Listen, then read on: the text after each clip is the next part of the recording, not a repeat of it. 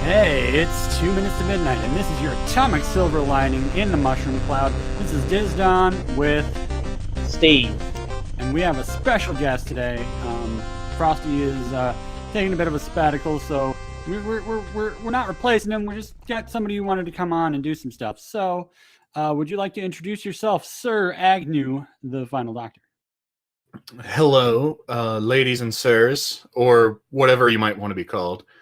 I saw that they wanted to have a guest on, and so I decided to come aboard and talk about some things real quick and then bail out while they do their other stuff.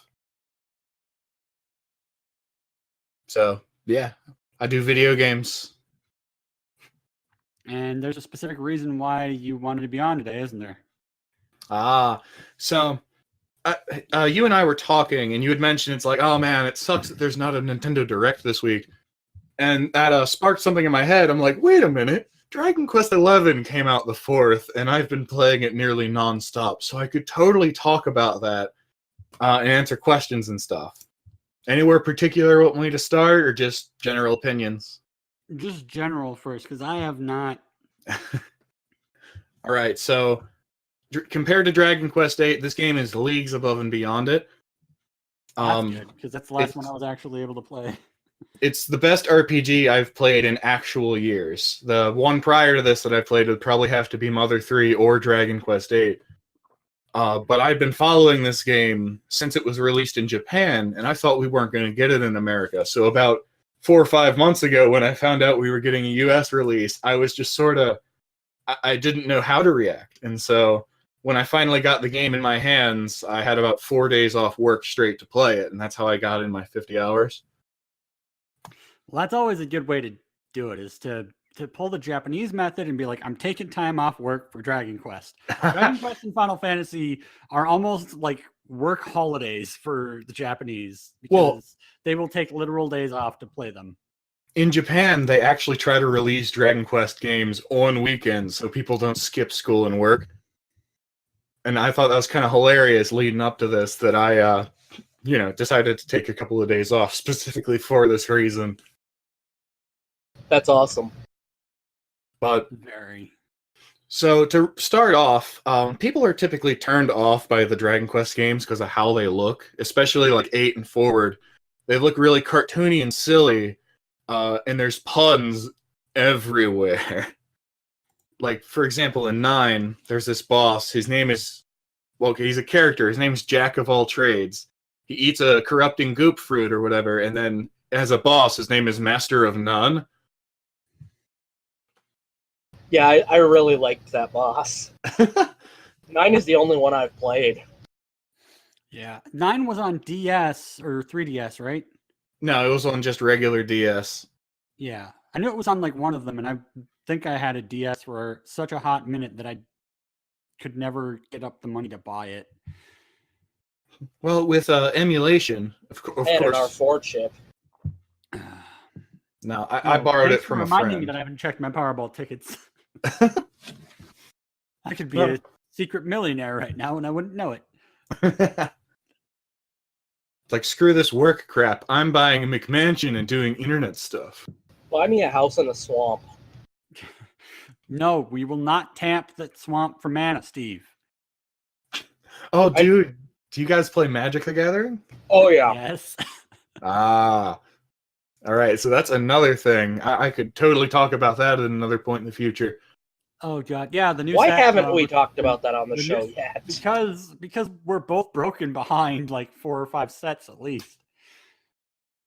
Now, I'm not too into it as like buying different sets and being like, well, I have this kind of deck and it's standard, and bleh. It's like, I just have the cards I have, I get some here and there, and I like to play with friends. Yeah, I live in a place where it's hard to do Friday Night Magic because literally everybody's qualified for the Pro Tour besides me now. And I'm not fucking kidding. Fargo is like super competitive. It's like, if you don't have a $400 deck, you're gonna lose. My most expensive card might be $10. and it's my commander if I play commander. Yeah, I've spent so much money on Magic the Gathering. I'm very upset at myself for how much I've spent. But please go on about Dragon Quest. All right, yeah, we got a little off topic there. So to start, in general, after about 2 or 4 hours into the game, you get through your typical main character lives in small town, finds out secret destiny, and you move on into the world, right? So the plot begins to pick up at that point. You have to run away from some bad guys because of plot. And it eventually turns into, like, you get a bunch of party members, and it becomes a character-driven fetch quest for, like, the 7 magical MacGuffins, like most RPGs. You know, as you do. You have to get the Mana Stones to save Terra Gaia. So, Yep. like, and one of the biggest things I was concerned with when the game was going to come out is I did not want it to be too easy. I've played Dragon Quest VIII so much that I don't get game overs anymore, right? And so, like, I saw Japan had some options. You could, like, turn off shops or turn off equipping armor, but there wasn't a genuine hard mode. And then I found out the North American release was getting something called Draconian Quest, which is a bona fide hard mode. You turn it on, everything hits you harder. The slimes that basically like the Master Quest version of Breath of the Wild, but for Dragon Quest. Oh yeah, the slimes that do 1 or 2 damage at the start of the game hit me for 6 points, and at the start of a Dragon Quest game, that's a lot. And I put my controller down for a second, and I'm like, "This is what I wanted. Thank you, Japan." Yes, thank you, Japan. And cheers. My fears for the game being too easy were quelled by that. So if you ever were to, like, say, play it in the future, you guys are experienced with the JRPGs, I'm to assume. Well, yeah, mostly Final Fantasy, but yeah. So if you're accustomed to JRPGs, I recommend turning on no fleeing from battles and harder enemies at the very start of the game to add more game to your game. Unless you just want to play through for the story, which is fine too. Harder enemies I could do, but fleeing from battle, now that is integral to any JRPG with random battles, because motherfucker, if you're just trying to get to another town just to go backtrack and buy stuff, it's a fucking pain in the ass to fight everything on the way there. But there aren't random encounters in 11. The enemies are all on the world. Now, I like random encounters myself, but you don't have to fight every single enemy you see. In fact, you can go through an entire dungeon and not fight a single enemy if you're really clever about how you move around them. So that whole random encounters, no fleeing thing isn't a factor anymore. You pick and choose your fights. And so every time I see a new enemy, it's like, I haven't fought that one, I'm going to go kill it. And this prevents you from getting over-leveled, right? Because if you play random encounters without fleeing, you're going to fight every single battle and gain XP. Whereas if you pick and choose, you might even be under-leveled at some points. Yeah, it's possible to be under-leveled in a lot of Final Fantasy games because you need to know where the hell you have to grind. Right. 1 second. Gosh darn phones and their constant quest to ruin recordings of everything. I wouldn't say ruined, but definitely perturbed. Are you feeling perturbed, Steve? Yep.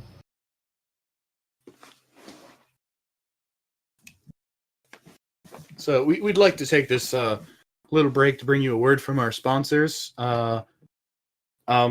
Non-branded, probably watermelon Gatorade. Pretty good. Bought 16 from my local 7-Eleven because they were almost out of stock and they aren't going to buy more. So, you know. I drank Surge yesterday. Oh man! Was that the first time that you've had Surge since it came back, Steve? Oh no, because at the game shop in Perham, Dave carries that. It was once he found out he could get it, he stocks it all the time. Yeah, I remember when it first came back. Richard, the guy who runs the comic shop Paradox, he's really cool. He got a hold of some and put it in the case for like $2 a can.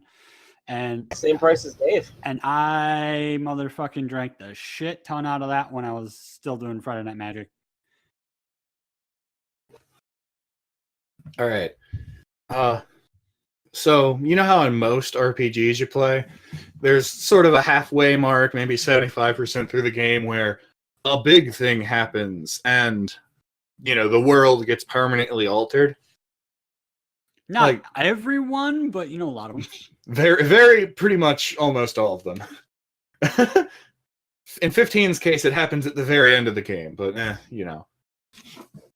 So, Dragon Quest VIII has something like that, too. I'm just going to refer to it as a cataclysm. It's a big event that basically turns this happy character story into, like, an actual... It feels like a fight for survival. There's this... Without saying too much, like, pretty much after... Oh, I think my mic's picking up truck noises. Yep, it was. Well, that's okay. So, like, pretty much after this cataclysm thing happens, the main character...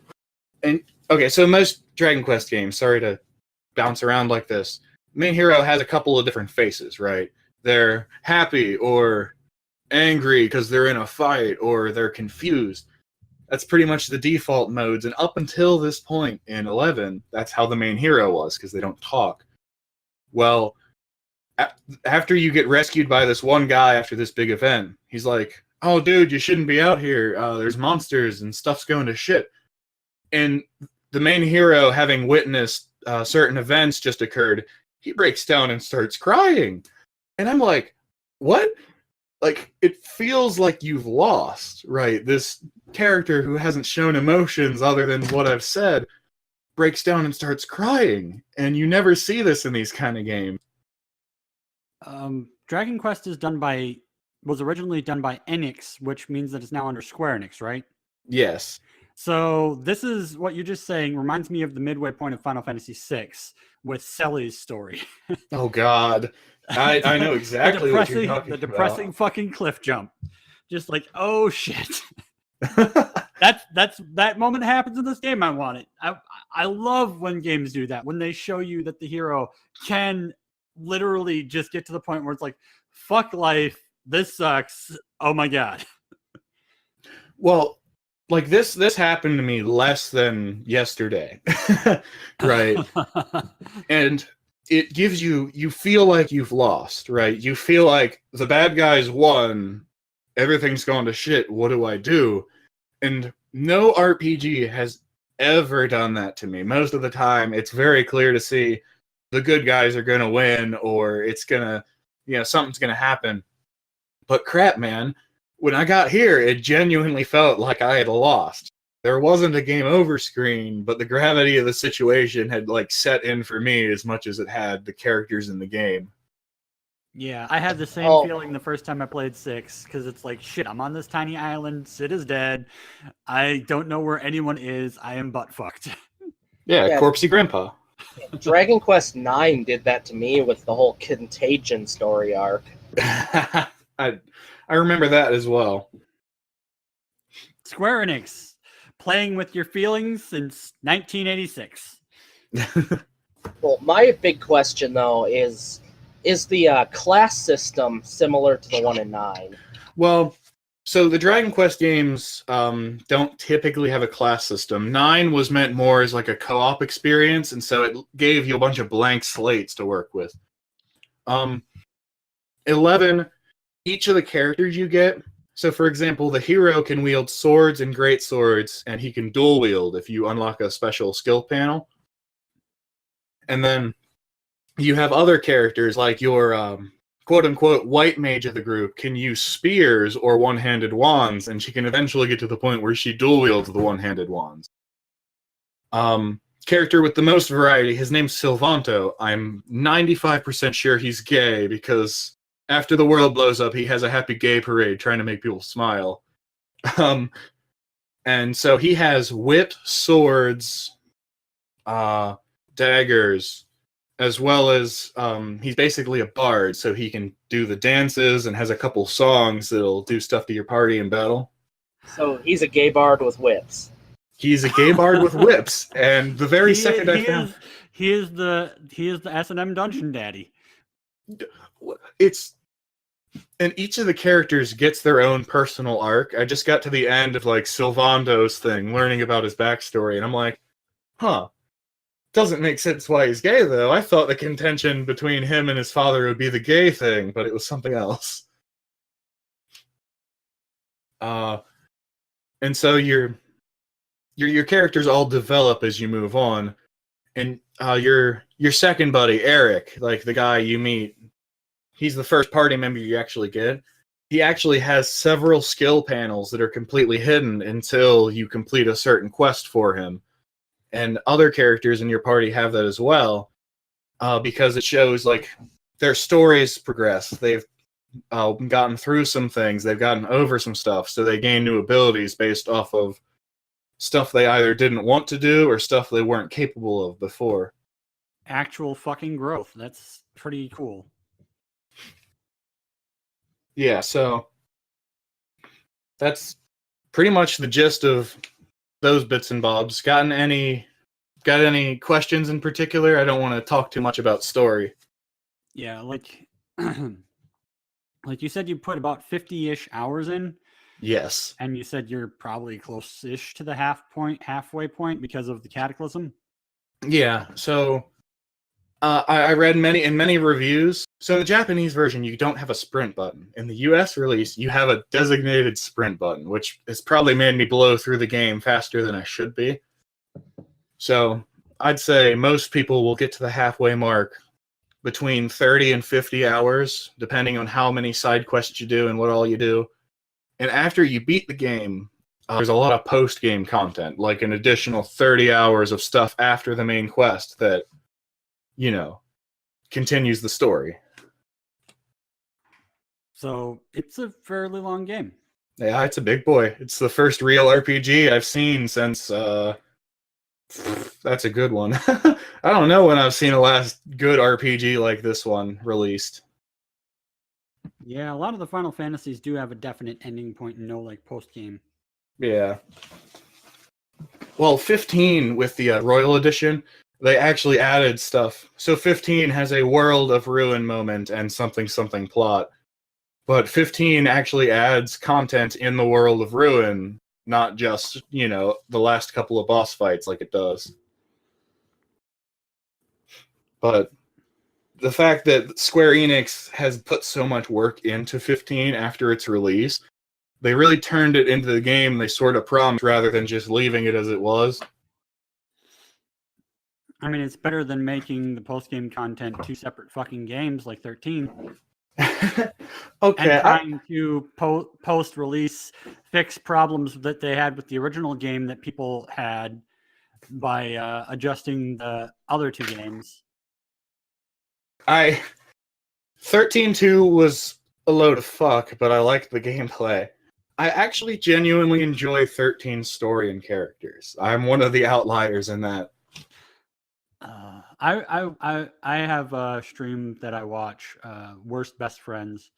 That's mostly people from Nerdy Show and Friday Night Fanfiction on it. And Dave from Friday Night Fanfiction was tasked with beating Final Fantasy 13. Actually, he's supposed to beat all three of them. Oh, God. Part of the reason was because he asked for money to get the Sony Vegas package before it was on Humble Bundle for like $1 bajillion less than people donated to get it. And he was supposed to like review it and have footage and like do it up on YouTube. Still hasn't done it, but he was supposed to do that for every one of those three games. He barely got through the first one. And like rage quit it like 3 times and had to start over because he uninstalled it and deleted all of his save files. See, 13 is super duper linear, but I like a good linear RPG. Maybe not a hallway, right? But I like an RPG that has a definite, you know, beginning, middle, end, and then some flashback stuff that leads you into more of the plot stuff. But 13's combat is fun. People are like, just mash X and do auto battle. if you don't want to do that, you can turn auto battle off, and then casting your elemental spells manually and your specific attacks becomes more, personal. And then as you progress, you unlock the paradigm system, which... Yeah, he did not like the paradigm system at all because Really? it was so weird and like hard for him to remember what stuff he needed to do and when and who it was involved with, and the party members were usually picked for you, and he didn't like that. He's a spoiled little man. He's cool, but he definitely got spoiled by other RPGs. I'd probably say my most powerful moment from that game is the reason I like 13 so much. The game has been out forever. Do you mind if I say something? I've seen stuff, so don't worry. So Hope is planning to like... Spoiler Wall's like 5 years tops, so... Right. So, spoiler or whatever, I guess. But, so, Hope decides he's going to kill Snow, right? And so, you eventually get to Snow's hometown, Snow's. You eventually get to Hope's hometown, and, like, there's a big siege going on. All right, Craig. Not Return. Cool. But, Hope puts him in his place, and Snow... like punches a wall real hard. It's like, what am I supposed to do? Right. If I can't do this, if I can't save people, like what am I supposed to do in this situation? They get knocked off the building and Snow saves Hope. They wake up and they're all buddy or something. It's kind of dumb how they move past that contention real quick once it comes to a boiling point. But the scene where Hope is on the edge of like this building about to knife Snow in the face, who's hanging off by like one or two hands, really got to me and made me appreciate 13's characters.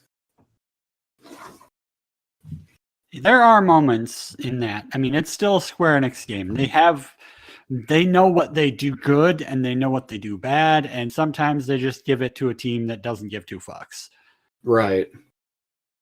And 13 seems like one where most of the team didn't give two fucks. Oh, 13's ending was wonderful. It's like everything was tied up in a nice little bow.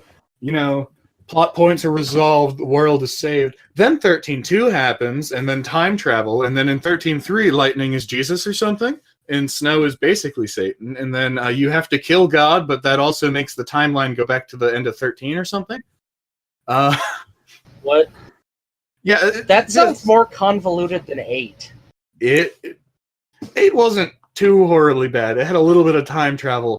13 gets into a load of fuck, and in 13.3, you are literally Jesus, redeeming the souls of the people who are going to die during the apocalypse. And I always wanted to be a Jesus. It's just ridiculous. And I'm sure if I had actually played 13.3 instead of saying, no, fuck that shit, I probably would understand the story a bit more than I do. I think that's what a lot of people thought was fuck 13.3. Yeah. 13.2 was great. Gameplay was fun. And I was thinking, 13.2 introduced a time travel plot. I'll give it a chance. You get to the end of the game and it's like, everything I did was for nothing. Cool plot twist. But everything I did was for nothing. Oh, yeah. It sounds just like Mario 2. It was all a play. You were fooled. There's a lot of twists like that, which is butt fuckery.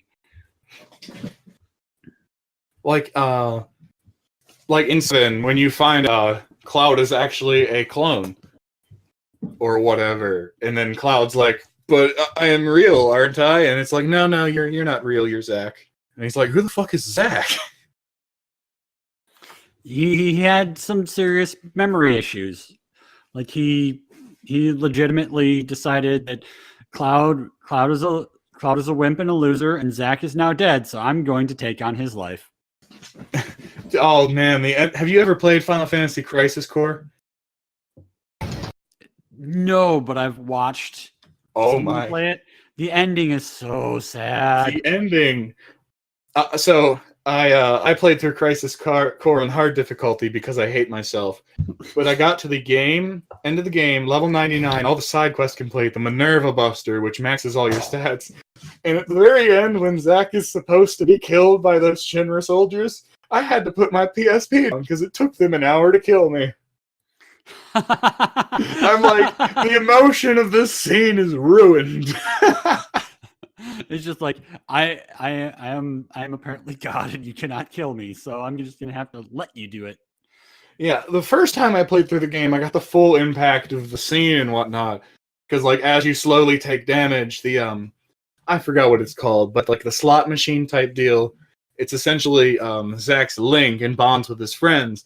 So as Zack is dying over the course of this final fight, those reels spin and bring up certain characters, and then it has a flashback with that character because Zack's basically going through his final moments, being like, at this point with my friends, these things happened. And then when you're like bloodied and broken, and those final 3 guards are there after Zack has wiped out literally an entire fucking army, the final thing that appears on the reels is Aerith because they had a relationship and stuff. Yeah, and I mean for how many people like to shit on the Final Fantasy VII movie, it had a lot of emotional moments, and I liked it kind of wrapped up the story in a way. Yeah, I mean, they the story was wrapped up, but it was like because of the flash forward that they had at the end of 7, Right. they kind of felt like there was that time gap. It's like there's got to be a little bit to kind of fill in how Midgar kind of became just this fucking barren wasteland. And then there's Dirge of Cerberus, which people say is bad gameplay-wise, but I have a lot of nostalgia for it because Vincent, like in my teenage eyes, you know, that edgy cool guy is really cool and edgy. I just don't care about like anything, and I'm fucking a vampire, like basically, and Sephiroth is like half my child, and fuck. Yeah, I like it. And I can go back and play Dirge of Cerberus now and still enjoy it, albeit the plot gets kind of lost on me when, you know, Vincent is... Okay, back to the 13-3 analogy. Vincent is basically Jesus fighting probably Satan until he saves the world or something. And Yuffie's involved somehow because apparently the Japanese like to have really old men and like barely legal girls together. It's called culture. And I don't know. forget Kefka, who's basically Satan. Well, yeah, of course. He's God Jesus Satan because he decides to take over all of magic. Because he is insane and wants all of the world to die. You know, when you boil down the Final Fantasy plots and like their final plot twists down to what they really are, you know, they're kind of dumb. No, tell me this. What Final Fantasy final boss doesn't have wings? Zeramus. Ah, dang it, you got one. I don't know if X-Death had any wings or not. X-Death was a tree. Trees can't have wings, therefore he doesn't count. I mean, trees can have wings. Well, They Red just Bull... don't normally have wings. I want a wing tree. I want a money tree. That'd be great. A tree with wings that just keeps trying to fly away but can't. That would be tragic. I believe I can fly. Oh shit, I'm rooted. My life is here now. In D&D or whatever, whenever I play a druid, I'm like, what's the point in talking to trees? It's like, sure, they've been hundreds of years, but they've been there for hundreds of years. They haven't moved. I tell the DM, I want to talk to this tree. The DM's like, oh man, this tree knows about your important quest. And I'm over here thinking, I bet the trees are shouting across the forest like, hey, how are you doing? I'm rooted. Same. Have They you seen could that answer commercial? whether or not a tree that falls in the forest makes a sound, or if Have a you- bear shits in the woods. Have you seen that commercial with the? I can't remember if it's like for auto insurance or something, but the I'm falling, ah! It'll help Yes. the trees. Yeah, that's just what it makes me think of. But no, there's actually trees do talk to each other in real life, and Yeah. through the mushrooms, the mycelium. It's Yeah, the basically mushrooms like- and their roots and stuff, they can it's communicate.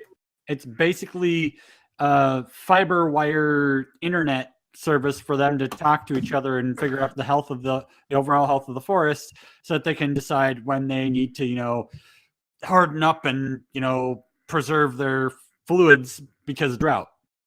Yeah, or if one tree has a potential disease, since the root systems are all intertwined, sometimes other trees will actually intercept the nutrients that the diseased tree is getting, so it dies faster and doesn't infect the others. Yep. It's really cool. Welcome back to Tree Facts with us. How you doing? God damn it. I didn't know trees were this interesting. See, trees are in video games too, so it's relevant in case any of you were thinking it wasn't. Now I want because to in Breath play of a the Wild, video you don't game burn down the where you play as forest. a tree.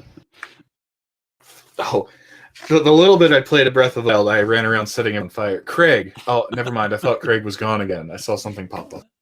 Never mind. No, there's a GIF that keeps making the rounds every once in a while about Breath of the Wild.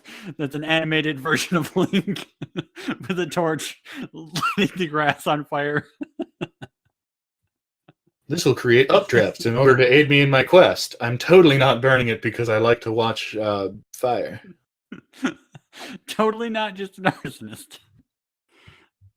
Oh, dude. Okay, so what's your favorite Zelda game? Link to the Past. Yeah, it's definitely kind of a tie between Link to the Past and Breath of the Wild now. Second place is Majora's Mask. I'm not too fond of Breath of the unfair. Wild. It's unfair to a lot of the games because I haven't played anything between Majora's Mask and Breath of the Wild, but I mean, that's what happens sometimes. For me, like, Ocarina and Majora give a lot of nostalgia, and that's got to count for something. So those would be my number one, go back to and relive some memories games. My number one Zelda is Twilight Princess, which some people don't like because it's moody, but I have a pretty long story as to why I got Twilight Princess in the first place. So, I wanted a GameCube. I went to my local movie gallery. It's like rip-off Blockbuster. They shut down just like Blockbuster. We had one of those in my hometown after the generic named mom and pop rental store went out of business. Yeah, like they all do, like Blockbuster. Anyway. Hey, there's still one left in Alaska. Wow, there's one.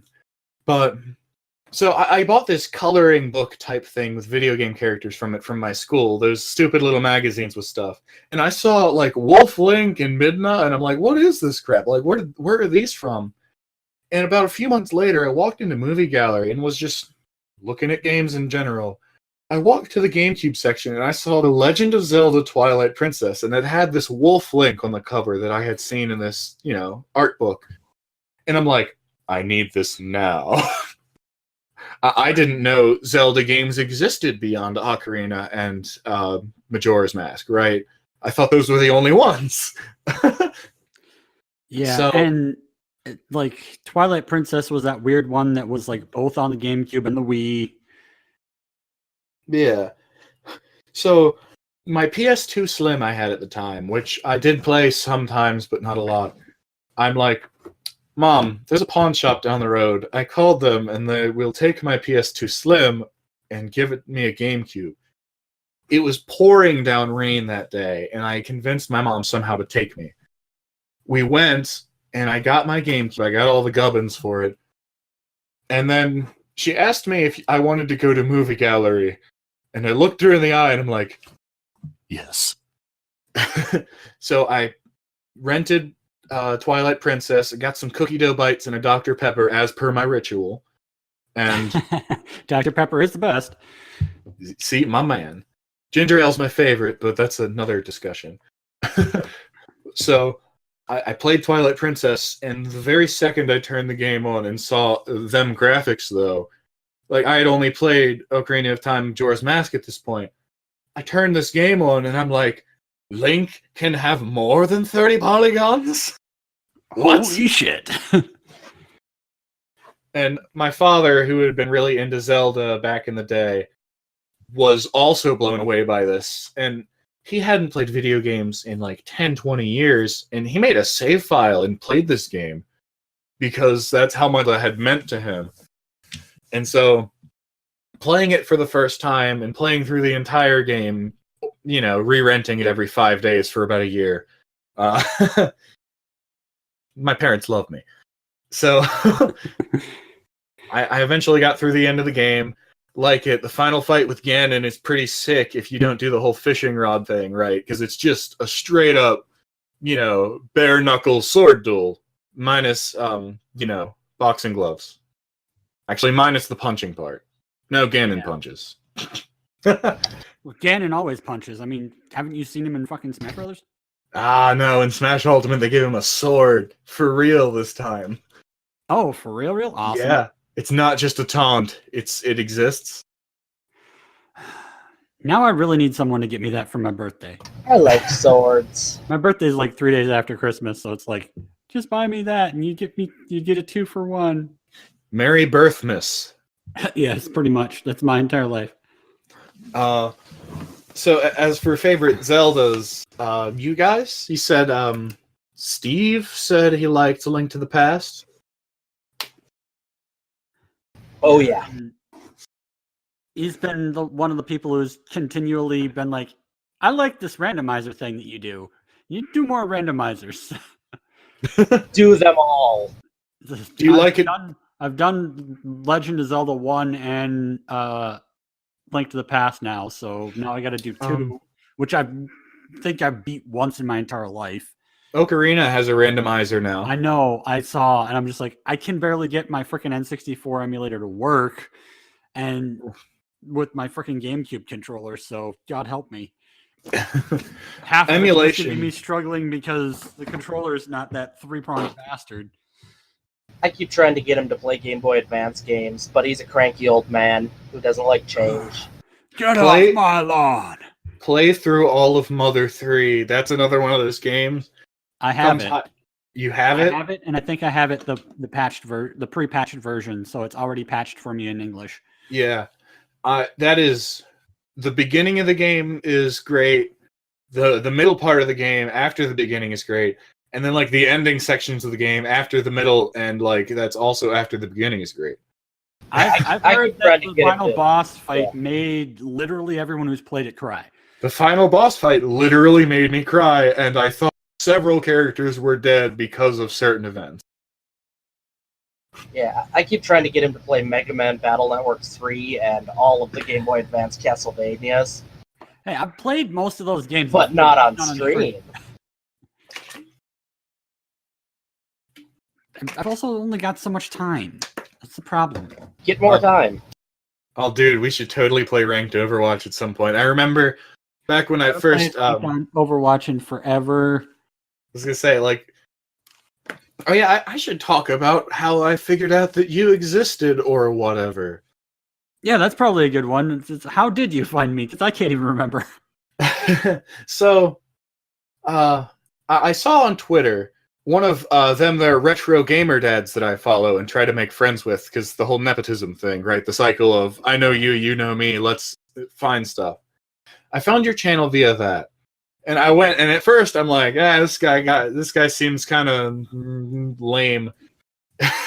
Then I looked at your channel trailer, and basically the whole spiel you went on about why you wanted to do this and why you liked video games. I'm like, you know what? This guy's worth my time. So, well, thank you. Not everybody pays attention to my channel trailer. Oof. Big oof. Anyway, so I saw the channel trailer, and I'm like, at the time I had a very steady income. Right now I have steady income, but I'm trying to save money.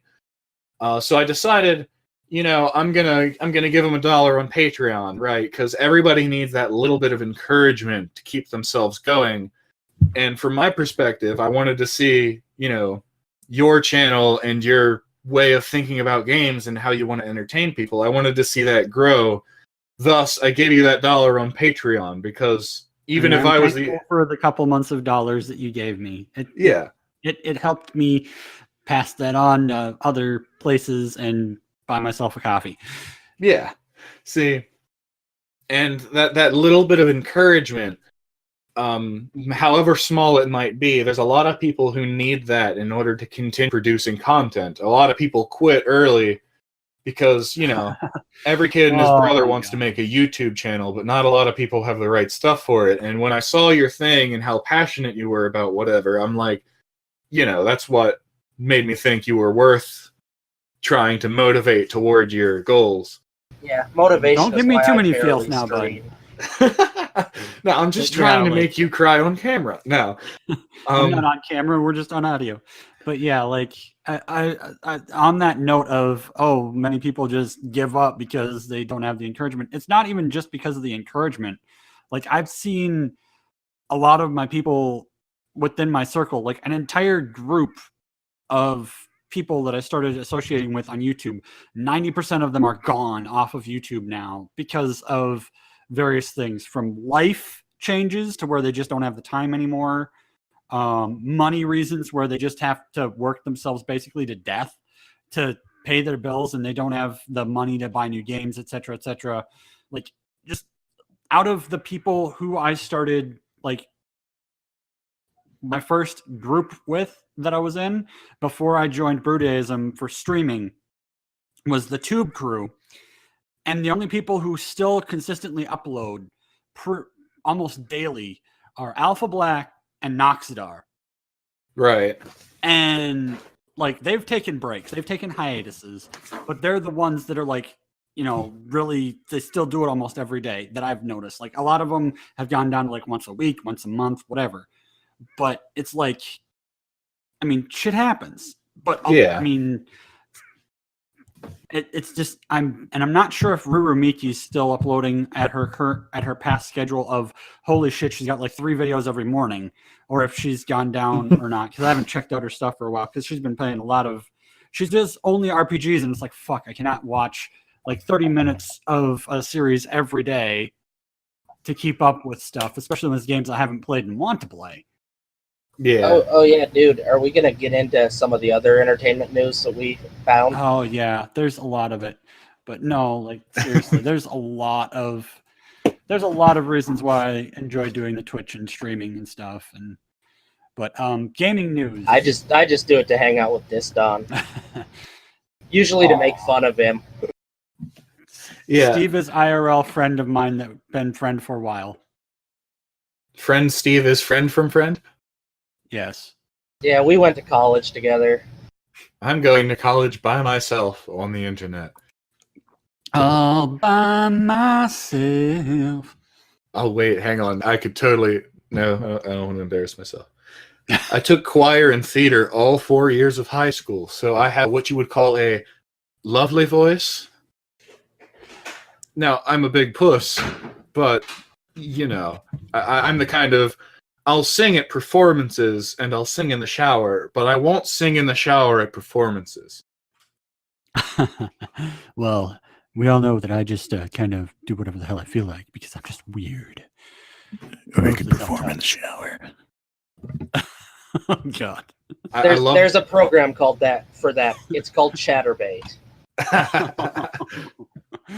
Okay. Well, most of the stuff that I have because of the Nintendo Direct going away is like a lot of just stuff that I pulled from Fada's Discord, because he's got a bot that pulls all of the gaming news, makes my job really, really easy. So I'm kind of more of the stuff that I had to actually find was the stuff that's entertainment, but gaming news. THQ acquires the Kingdom of Amalur property, among other things. They bought 38 studios pretty much.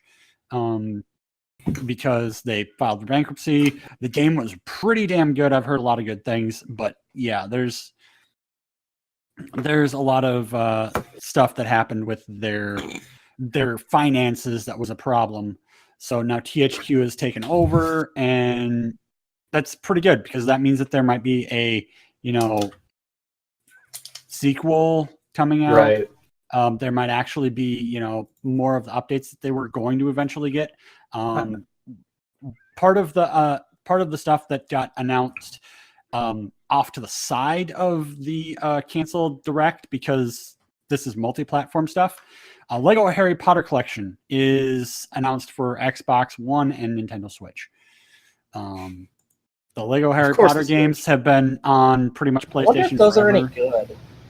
Yes, the Lego games, if you want to have a good sit down and be like, wow, reference to the movie and or property, and then some puzzles, and then you have a bunch of studs, and it's a good time. Lego Star Wars 2. It's a is collectathon. Like, I've only played the Game Boy Advanced Lego games. Nah, those are garbage. Yeah, I figured they were just a bad port. Yeah, I had the Marvel Superheroes one and played the crap out of it. And then I think I also had one of the Harry Potters or Star Wars ones for Xbox as well because of the gold games with gold. So yeah, like that other stuff coming that was announced because reasons. Apparently Surgeon Simulator CPR is coming next week to Switch. So they really couldn't delay that announcement. They accidentally announced the title for Yoshi. It's going to be Yoshi's Crafted World because it looks like it's made out of craft paper. Oh, dude. It's like Yoshi's Epic Yarn, I'm guessing, is they're building off of that. Yoshi's Woolly World, yeah. So it's basically building off the series titles. Oh, I Final just mixed Fantasy up Kirby 15 and Pocket Yoshi. Edition, which is out now for PlayStation 4 and Xbox One, is coming out very soon. What? Yep. Pretty much it's the phone version of Final Fantasy 15. That's being ported awesome. to the Switch. I love my Switch. I'm sorry. That's entertainment news. That's entertainment news. That's entertainment news. That's Oh, entertainment dude, news. I got a thing about Sony. So Sony has a big dick, and I really, really like PlayStation because of exclusives. Turn Dragon Quest XI. Well, actually, no, it's out on Steam, so I guess not. But Oh, hi, Tutu. so Fork Knife, you know, that popular game that all the kids are playing. I kind of like it a lot too. So I keep up with some of the news about cross-platform. Microsoft and well, Xbox, I guess Xbox, Microsoft, Windows, Steam, yeah. Switch can all play together, but PlayStation 4 wants to play by themselves. Yeah, and so PS4's reasoning for this, well, okay, this goes back a little while to Skyrim. When Skyrim was getting mods, PlayStation, their essential reasoning was, we don't want mods that are outside of the game's code, because if it makes the game perform poorly, or it damages the software in any way, that looks bad on Sony. So that was the reason for having really bad mods, and I kind of understand that. Yes, I kind of understand it too, but it's like, I want my freaking Macho Man Randy Savage dragon, god damn it. Yeah. So, moving on from that a little back to Fortnite, Sony's initial response was like, we want to see how this cross-platform play pans out. We want to, see how it works, because it was the same reasoning with Skyrim. If it makes our platform look bad, we don't want to do it, because Sony has a reputation. Well, most recently, Sony announced their current reason for not wanting to have cross-platform play is because PlayStation 4 is the better console. It's called, motherfuckers, just get on board or you're going to look like assholes. Well, they do look like assholes, but not to get into the whole console wars thing, I do think PS4 is objectively better than Xbox One because of how Sony runs its stuff. But at the same time, I think they should sort of get with the program. Yeah, exactly. It's like PlayStation 4 has the better exclusives. Yes, there is no question about that. This year alone, they have gotten 3 or 4 Game of the Year contenders. Right. And then Horizon Zero Dawn, I bought that when it released. Game of the Year contender last year, yeah. I mean, basically, if the Nintendo Switch didn't come out, it would have been Game of the Year last year.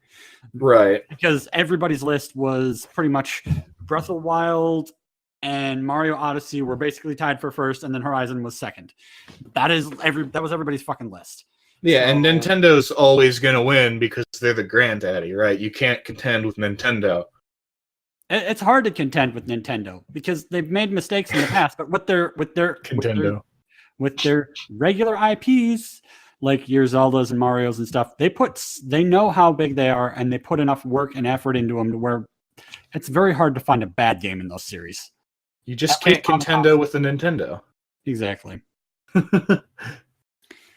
But yeah, I've got a PlayStation 4, a Switch, and my PC, so totally on that no Xbox wagon. Like, the That's only all. thing I liked Xbox for back in the day was Halo. And, ooh, this gets into why I don't play Xbox at all anymore. So, not to sound pompous or anything, but I stopped playing Reach because the multiplayer was too easy, if that makes sense. I know that sounds dumb, but hear me out for a sec. So, every single match, if I played free-for-all, top of the scoreboard, won, got second place, tied, right?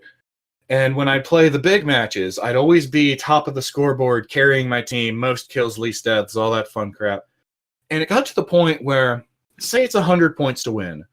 I have 40 points. And between the rest of my team, they have less than 10. And then the enemy team wins.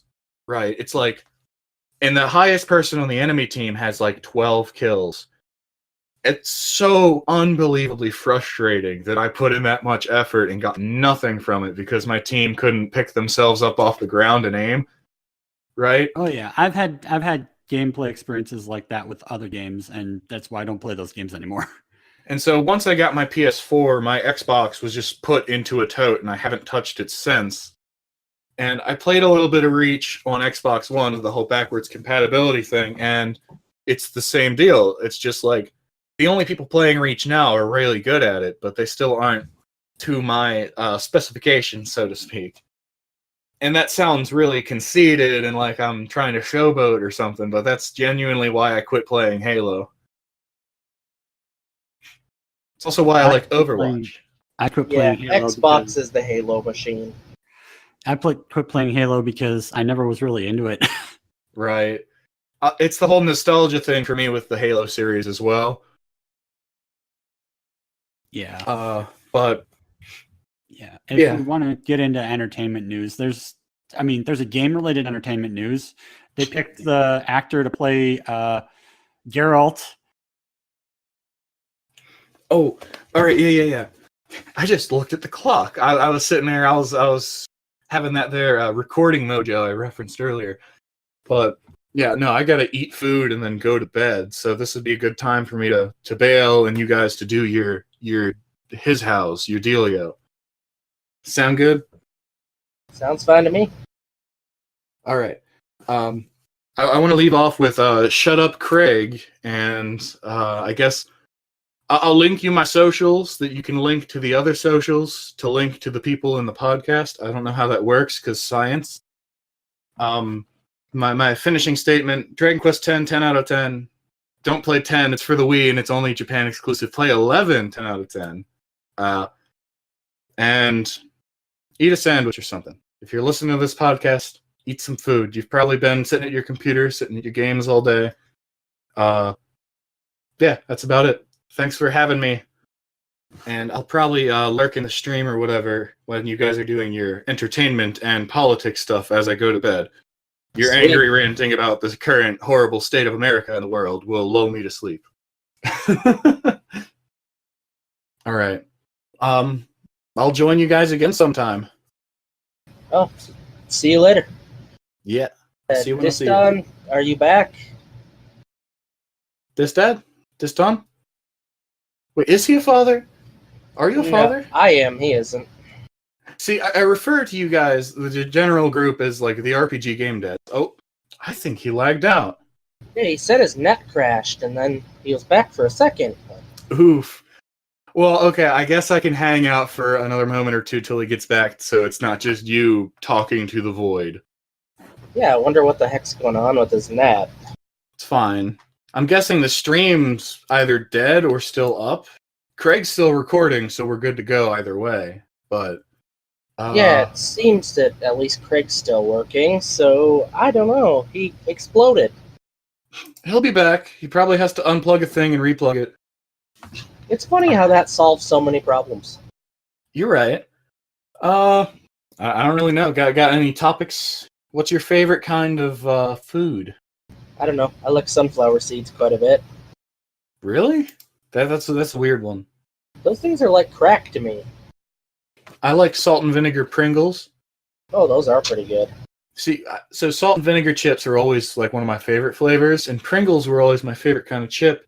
The day I discovered salt and vinegar Pringles, I looked at the shelf for a while, and I'm like, Mom, could you buy those for me? And she's like, no, bitch, I ain't got no money.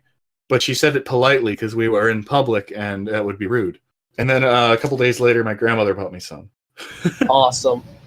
I guess back on the topic of video games until Disdonn comes back from the void. So, how is the crafting system in the new Dragon Quest? Oh, dude, I totally glossed over that. You don't need to do the crafting. If you just want to do the typical thing and go to shops and junk and buy your gear, you can. If you do want to do the crafting, you can make the same gear you buy in the shops for free because you get the crafting materials as you go along.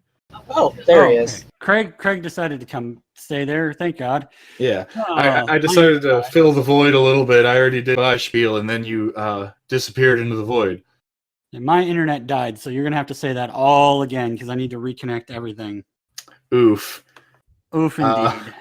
I don't know. We just talked about snack foods. If you can't, like, it can just go in the podcast version for the audio, and I'll deal with Yeah, it. it's not a big thing. I was going to say I can give a quick bye-bye and then cut this bye-bye out from the real version. Is the other one if that makes sense? Yeah, I'm gonna have to cobble together like 3 different freaking.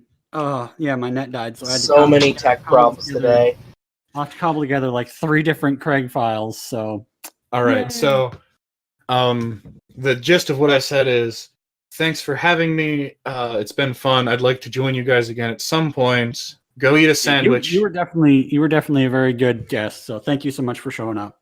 Yep. Trust me, I love talking at a microphone while staring at Discord to make sure it's not crashing and my audio is coming through.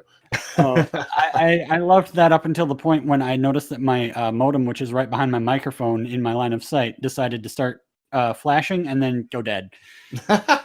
It happens. Like, my internet does not usually go down. I have good internet, 200 megs download, 20 megs upload. So when it goes down, it is not my problem. It is oh crap. Oh, hello?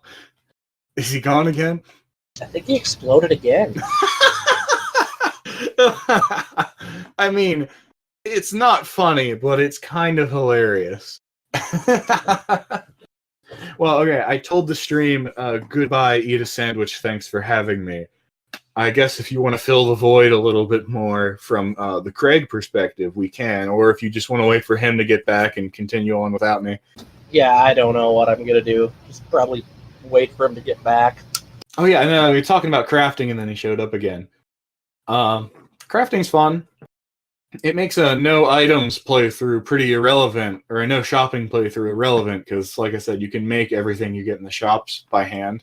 Did they have one of those little things where you can make a bunch of one item and then sell it to the shop, but like buying the cheap crafting stuff and then making an expensive item? I honestly ad haven't. nauseum for money.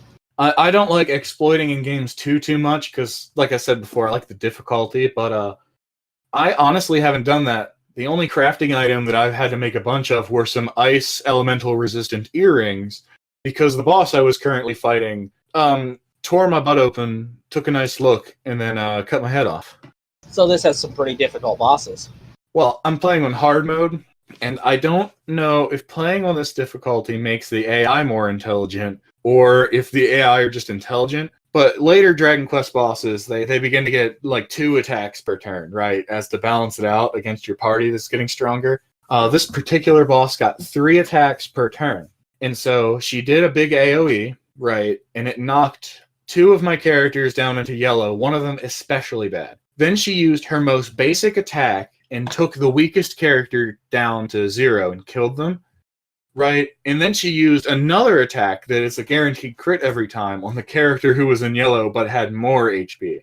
And at first I thought, man, RNG is not in my favor. Then I played the fight about 30 more times until I decided to give up and start grinding a little. But she she did this consistently, right? She would target the party members that were low, or she would focus all of her attacks on one party member until they died. So I think the AI in the game's smart.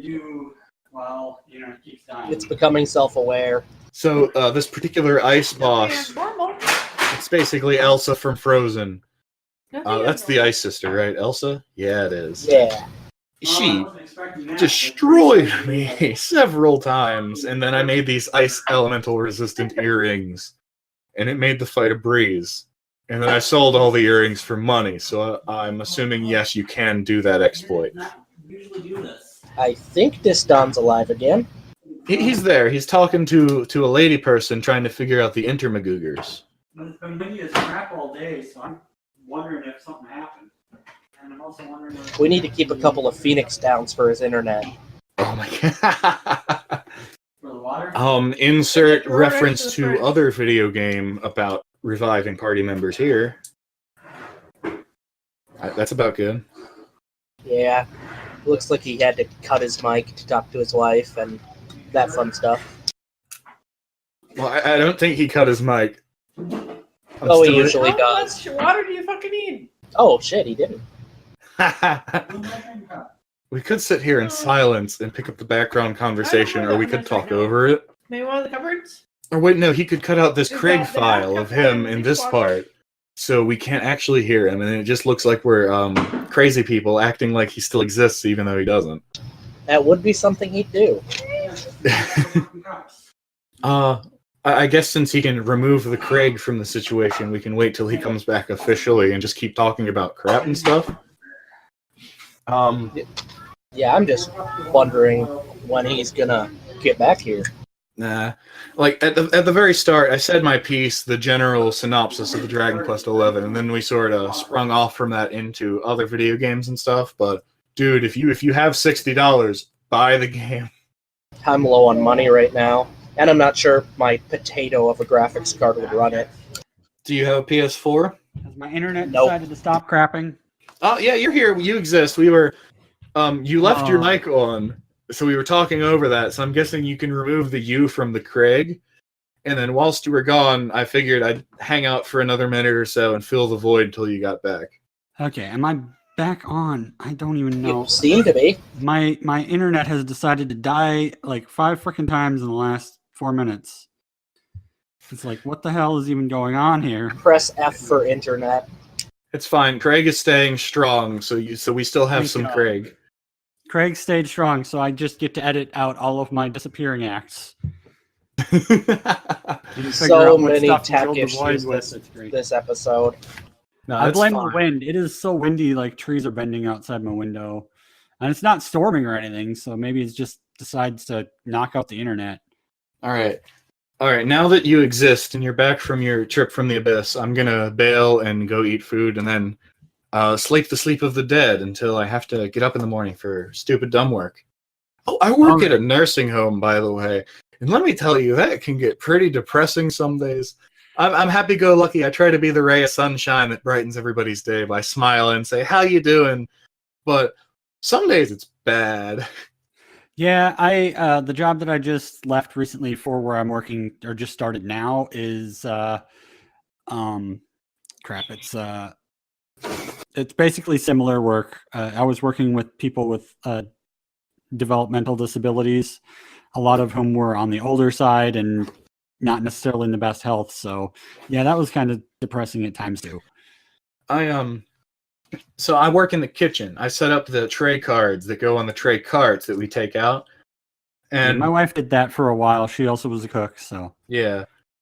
So this one particular resident that had been there since my very first day, and I got to know them. They had the crazies. They were one of the ones that had the crazies. And the Alzheimer's and dementias. yeah, I put a big blanket statement over it because that's, but so she passed away 2 days ago at 10 p.m. and we didn't find out until, the morning because I'm AM shift. So they told us so-and-so died, pull their tray so we don't send it out on the hall. And so what I do with the tray cards that we got to, get rid of, because we print them out for the week. So for that whole week, I have to keep track of all the different changes. So The scrubs I have to wear have pockets, so I'll normally crumple the tray cards up and stick in my pocket to throw in the trash later because it keeps things moving. Well, I had gotten home and I was clearing out my pockets, and I pulled out one of the tray cards, and it was that particular person's card. I'm like, oh, now I'm sad. Yeah. All right. I'm hoping that when I'm old enough to be put in a nursing home, that I'm just going to be playing D&D in a nursing home. Oh, dude, not to spoil your fun there, but it's pretty awful.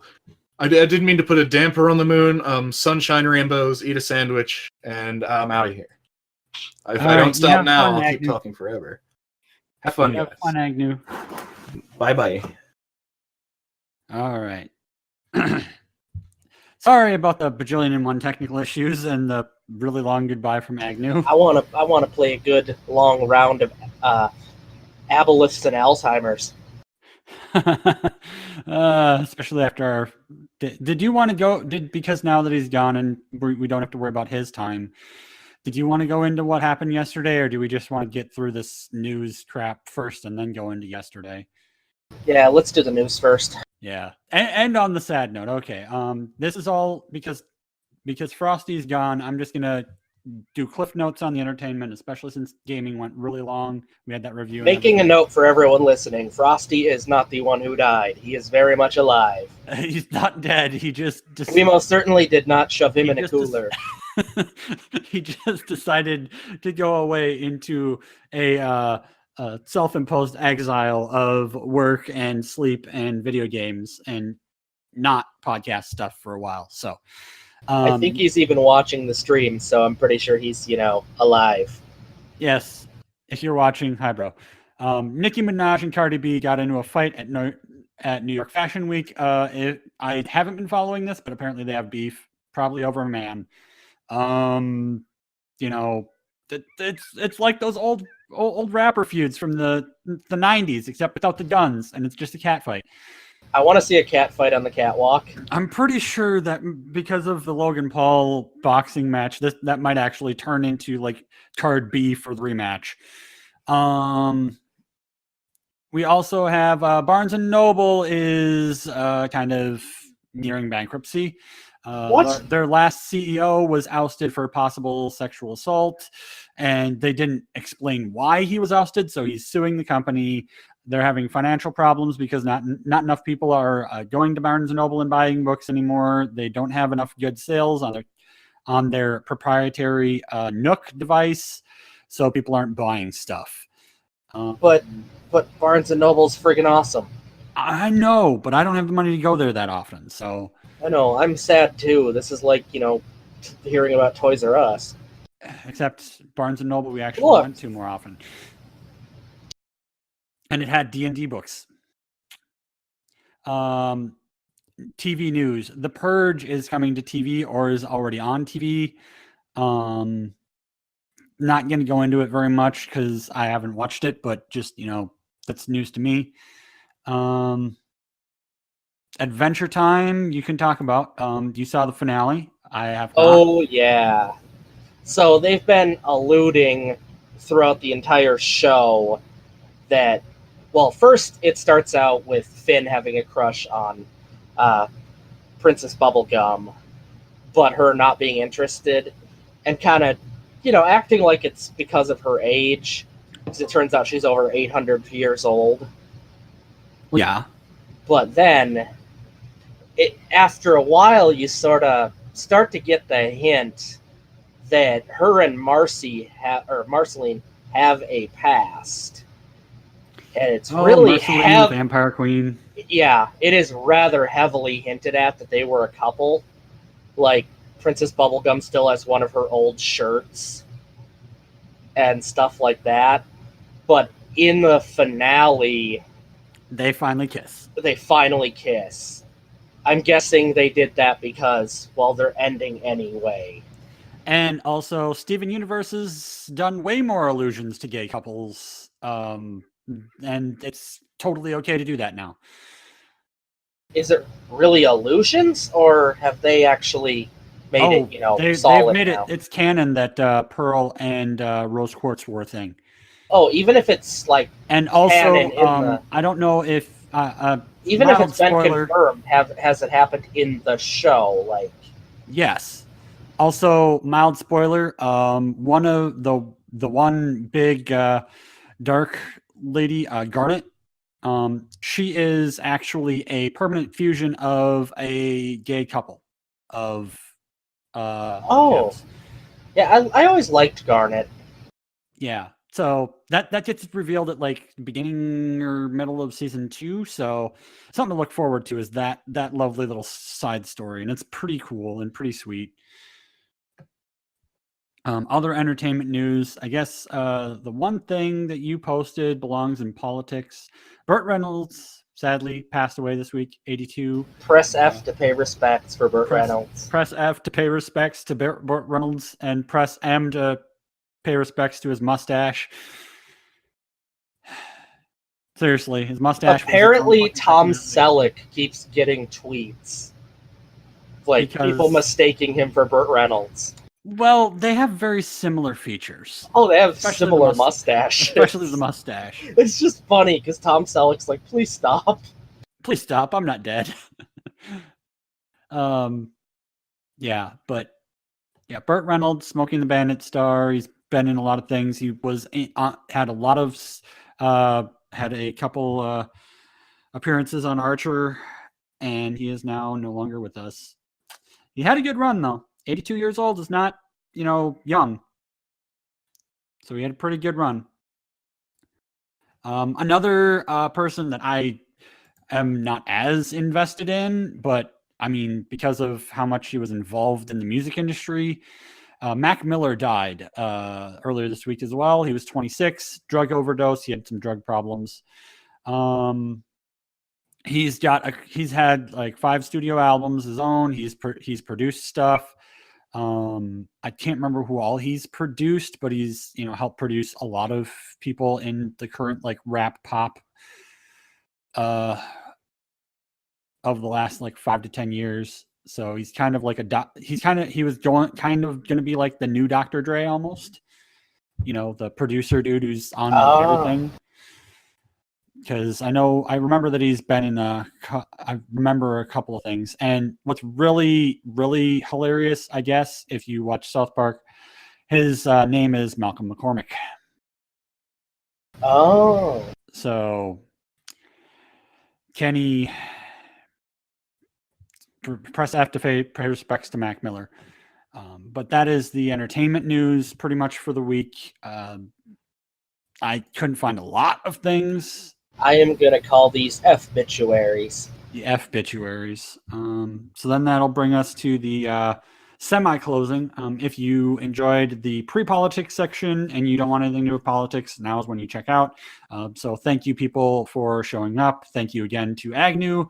And, if you want to tune out because you're not interested in the liberal side of politics or making fun of Trump, that's your choice. So I guess we should probably. And this is gonna be a biggie. Oh yeah, let's kick it off with the easy low hanging fruit. Twitter finally bans Alex Jones and Infowars. This is an update from a previous story or 3 that we did about his being banned from YouTube and Facebook, and so they finally he's been exiled from everything. Should we do? I don't think it's connected right now. Hang on, try it 1 second. I gotta reconnect. No, it's not a big deal. I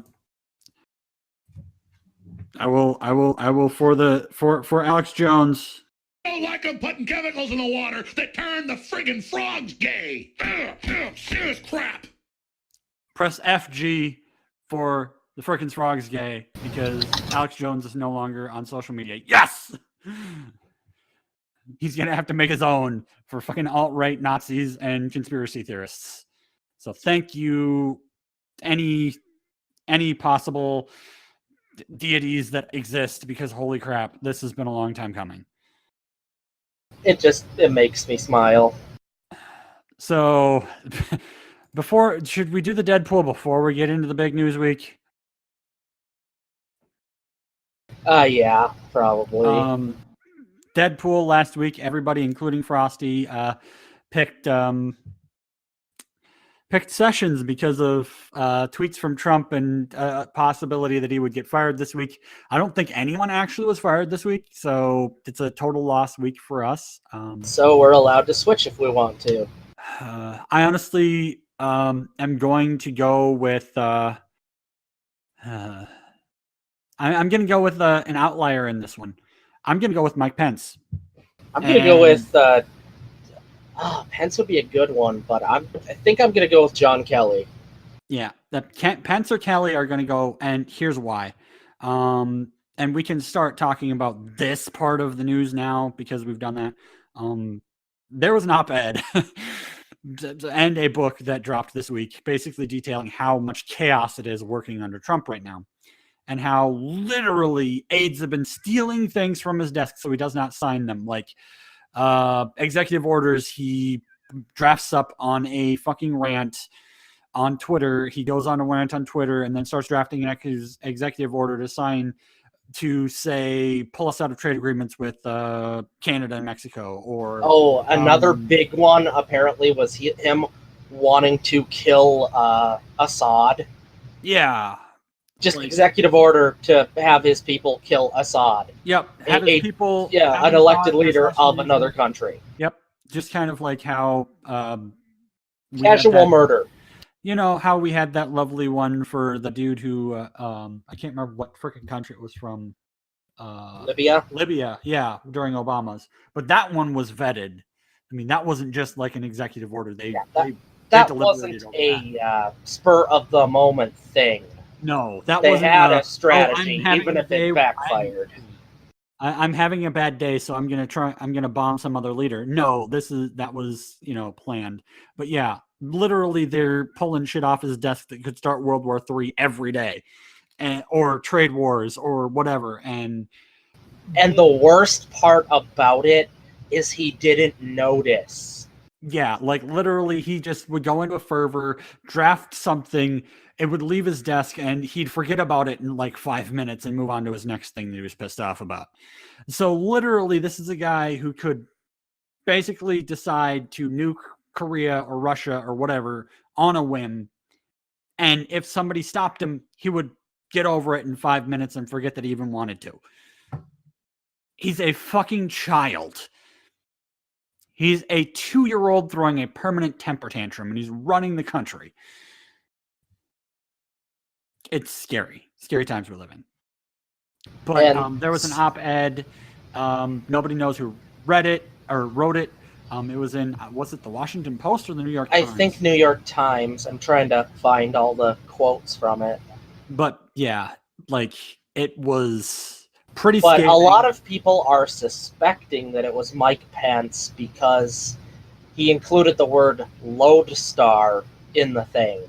And apparently he is the only one in Trump's cabinet that uses that word and uses it fairly often. Oh yeah. However, this could just be, a red herring to, get this off the trail of whoever really wrote it. In which case, then I'd say it's highly probable that it's Jeff Sessions. Which would, yeah, but it's... Pence has the most to gain from doing this.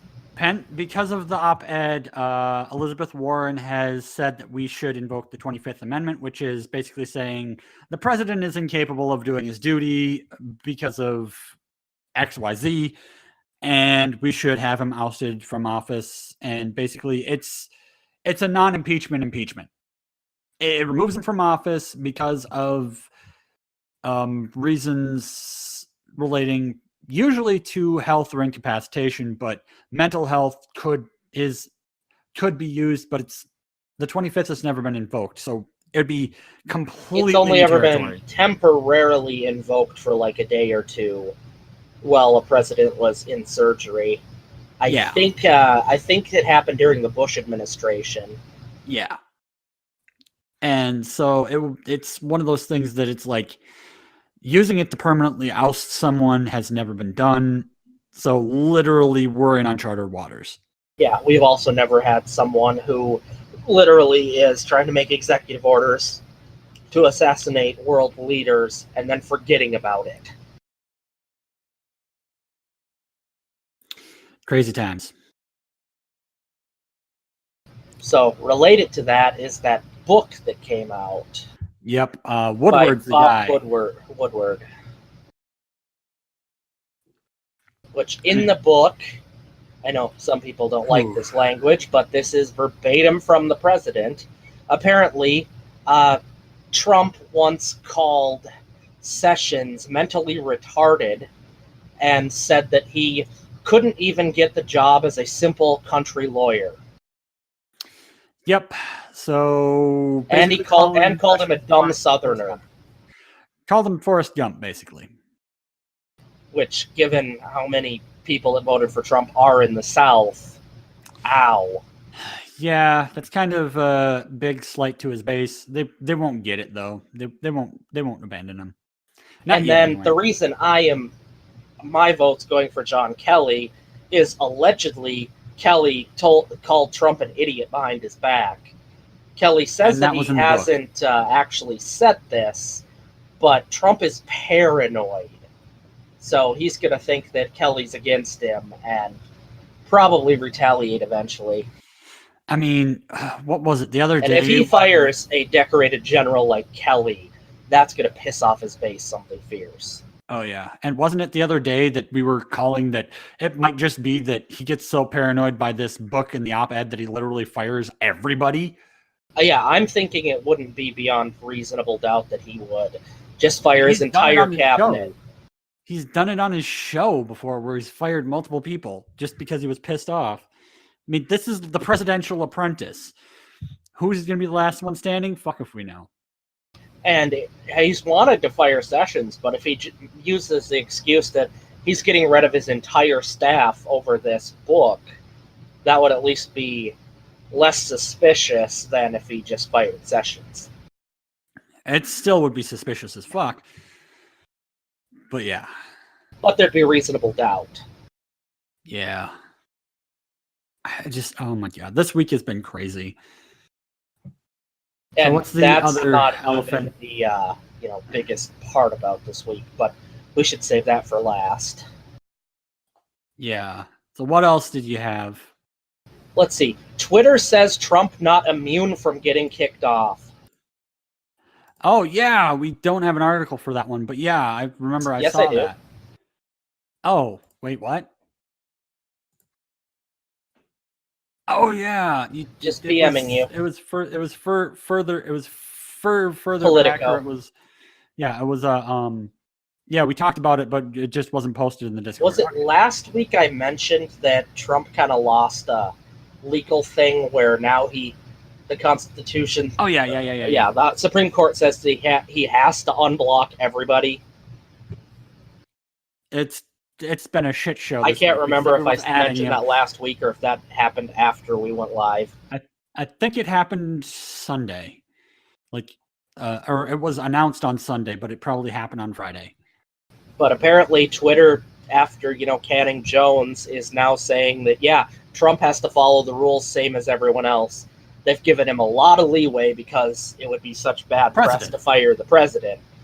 But he's apparently getting pretty damn close. Especially going back to his tweet about... Oh, God. The shithole countries? No, the North Korea thing. Oh, His comments about Fire and Fury and about how his button is bigger. Oh God, yes, because that is a threat to start World War III. Oh, thank you for the sub, Agnu. Even though it's with Twitch Prime, it's great. September is still going on, so hopefully you're able to resub for, if not with Twitch Prime, but like for very, very cheap next month. Thank you. I will do a bean on my next stream because this is not on live cam, so you can't see my face if I get a bad one. I mean, unless you just want the audio. Crap. At some point, you should do a bean compilation. Oh, God. For a second, you were so quiet, I'm just like, oh, shit, did my internet die again? Oh, no. I'm just thinking. It's been one of those weeks. But yeah, But let's keep it up with the Trump thing now. That headache. But let's keep with the Trump thing because don't want to get into the Kavanaugh stuff until last. Oh my fucking god! shit show is all that we can say about that. Trump suggests that protesting should be illegal. Yep, that is a direct tweet from him, and it is a violation of the First Amendment. Not like he's, completely been for the First Amendment lately anyway. He legitimately asked why people are allowed to protest and called it disgraceful. Yeah, that is not cool. But part of that was because of the Kavanaugh thing, and part of it was because of the Nike thing. Which is another thing that we got to get into. We should talk about the Nike I thing. think the memes are far more funny than the craziness that's actually going on. Oh, you yeah. Give a quick rundown of what's going on with the Nike thing. Well, Nike decided to sign on Colin Kaepernick as their spokesperson, and now every racist in the country is burning their Nike shoes. One person even burned them with them on his feet. Because Trump supporters are really intelligent people. I mean, first they, smashed their Keurigs so they can't make coffee. Now they're burning their feet off. Yeah, and these are not cheap items that they're destroying either, are they? My favorite joke in all of these protests is Colin Kaepernick is now the spokesperson for brake lines. If people That was one of the best memes I've seen. People got their own brake lines. That would really prove that they were not paying any attention in auto class.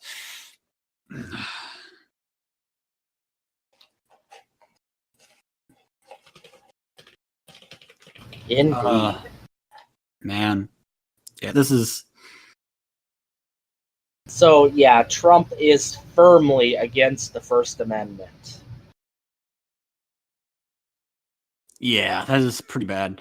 Tweeting about the technical difficulties. So another article I have here. Pence breaks with Trump on Sessions and praises the Attorney General. So Pence actually sides with Sessions in the entire everything. And this is another reason why I picked Pence for the Deadpool. And what's in the hizzle? We're just, talking politics now. Yeah, either one of those is a big prime target for Trump to try to fire. I do not recall anyone ever firing their vice president in the history of this country. I remember that Spiro Agnew was forced to resign because of Watergate, because they connected him first.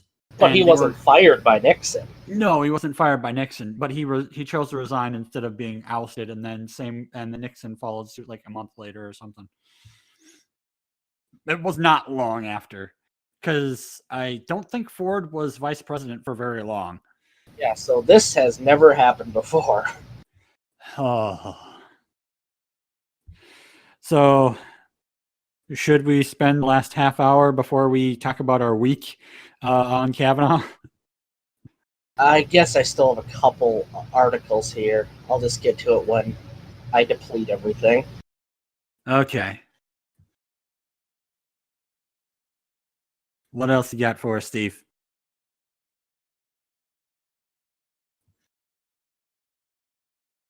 Oh, wait, I guess all my remaining articles are about the Kavanaugh thing.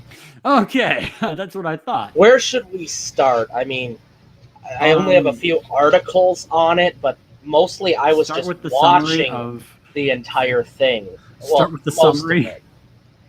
We had a funeral to go to on Saturday, so I didn't watch any of it then. I don't think there was still going. Yeah, they broke for the weekend. I was kind of distracted and quit watching it on Friday because of that, and towards the end on Thursday. Yeah. Yeah. And they haven't really done anything since Friday, I don't think. I don't think there's been a verdict on whether or not he's confirmed, I but know the there's entire some fun press shit. is saying it's a bad idea, but still likely to happen. Yeah, especially considering some things that Booker did that got brought up to Yeah, we'll certain get person. into that in a bit. Yeah. But The summary, big issue, I should explain who the hell Kavanaugh is and what's going on. So, Trump has made 3 separate lists of people that he wanted appointed to the Supreme Court to fill the position. But Kavanaugh was on the 3rd list and was suspiciously brought to the front from that 3rd list. And it seems that that was based on 2 things. One of them is that Trump wants someone who firmly is likely to overturn Roe versus Wade. And the other is he wanted someone who would agree with him on executive powers. aka keeping him from being impeached, indicted, or anything like that. Yeah, he is literally the reason he wants Kavanaugh, even though he wasn't his first pick before, is because he knows Kavanaugh will vote to allow him to pardon himself if the Russia investigation shows collusion. Or treason, or obstruction of justice, or He's money trying to laundering, or stack anything. the Supreme Court with his own lackeys. Basically, he's trying to pull a fucking Nixon. So the entire Kavanaugh hearing, day 1, 70 protesters were arrested. Yep. I don't have the exact number of how many protesters were arrested during the whole thing, but from watching it, it seemed like the 2nd and 3rd days were probably comparable. So we're talking over 100, probably over 200 people were arrested for protesting during the hearings. Supposedly, after they, a lot of them were just kicked out of the courtroom or not let in, everyone gathered to protest in Senator Leahy's office right below the courtroom. Yeah, and there was also protesters who were outside of the room that were dressed as handmaids from The Handmaid's Tale, because Kavanaugh wants to, repeal Roe v. Wade, and he's also got some really backwards opinions about women and their roles. So we're very close to that post-apocalyptic dystopia here. Despite this being a literal constitutional crisis at this point, this is completely partisan. Every Republican who was at that hearing unilaterally plans to vote for Kavanaugh. Hang on. Let me demonstrate the sounds that were heard at the hearing when any Republican was speaking.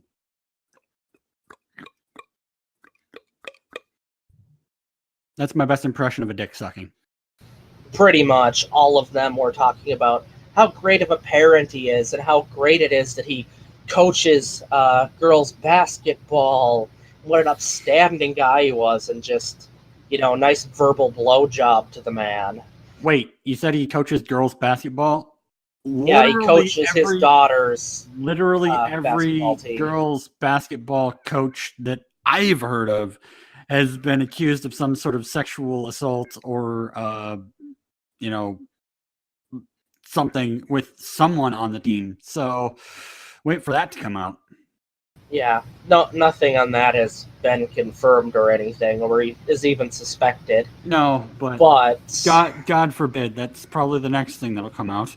Yeah, my whole point is that they were just talking about how great he was, and of course all of the Democrats are the reverse, because Trump decided to make 100,000 pages of Kavanaugh's records secret based on executive privilege.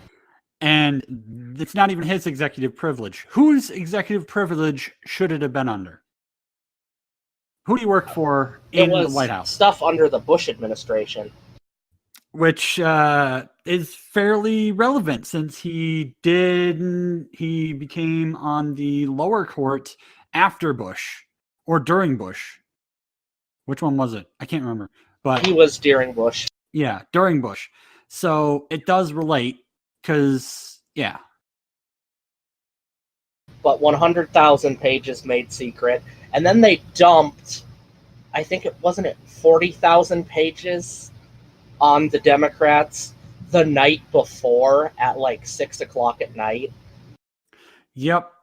And the Republicans all said, oh, we all read every single page. And that's impossible because in order to have The read Democrats stayed up all night reading it and didn't finish. But the Republicans claim that they read it all.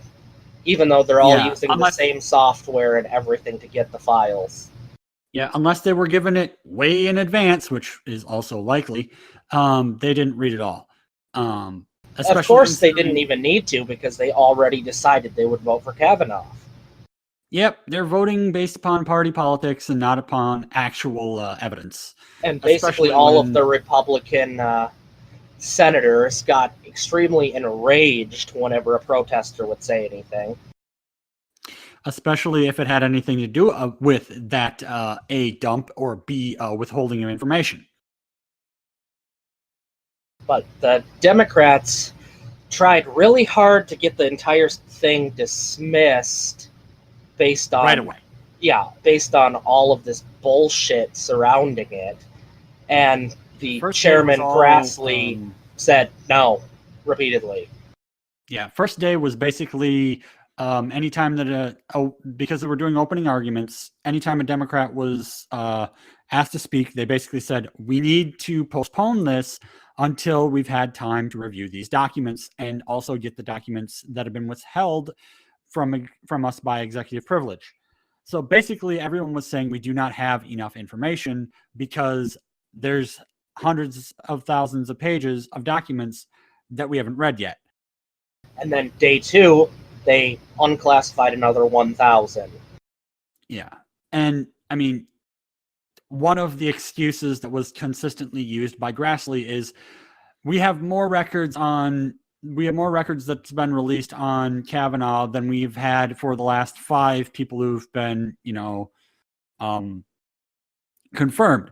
But the thing is these are all, documents that really do matter when we're dealing with a potential Supreme Court nominee during an investigation into whether or not the president broke the law and needs to be indicted, impeached, They also don't care that this is only 4% of the overall pages that exist.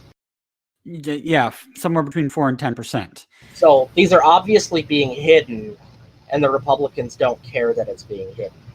Yeah, if you don't release that many documents, why?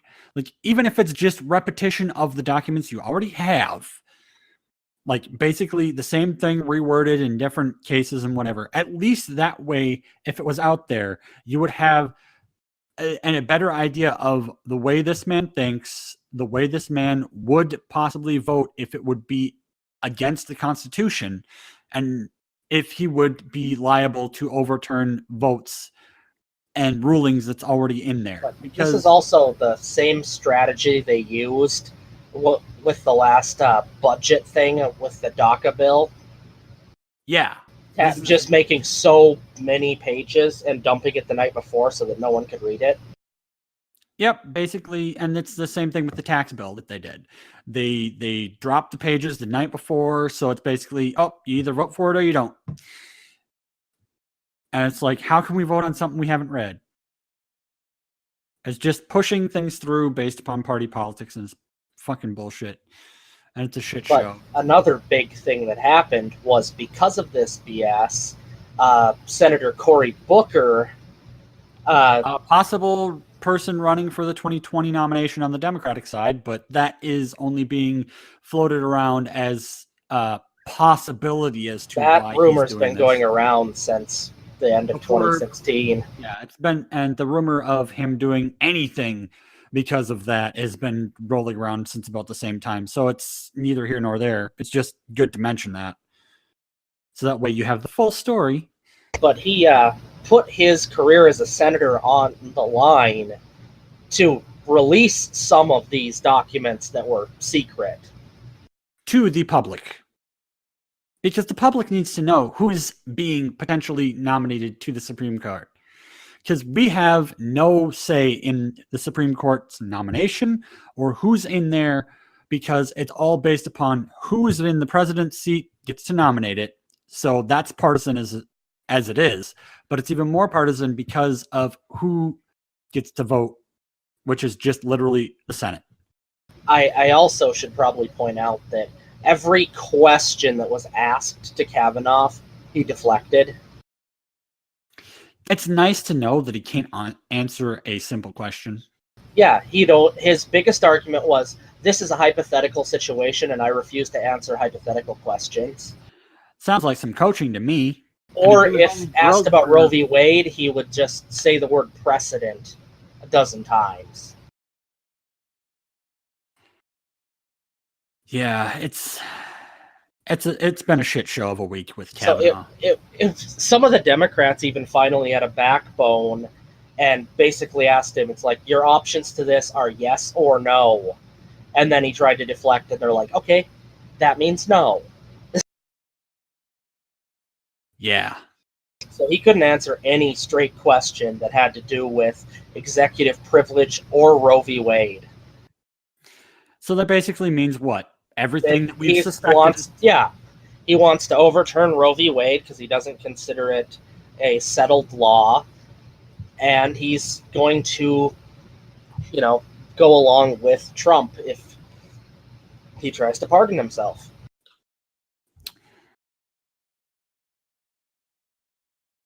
Yeah. Another big thing was with Senator Leahy. Prior to this whole thing, it was revealed that a lot of the Democrats' personal emails were actually leaked, and that Kavanaugh had somehow had access to them, even though he should not have had any access to them.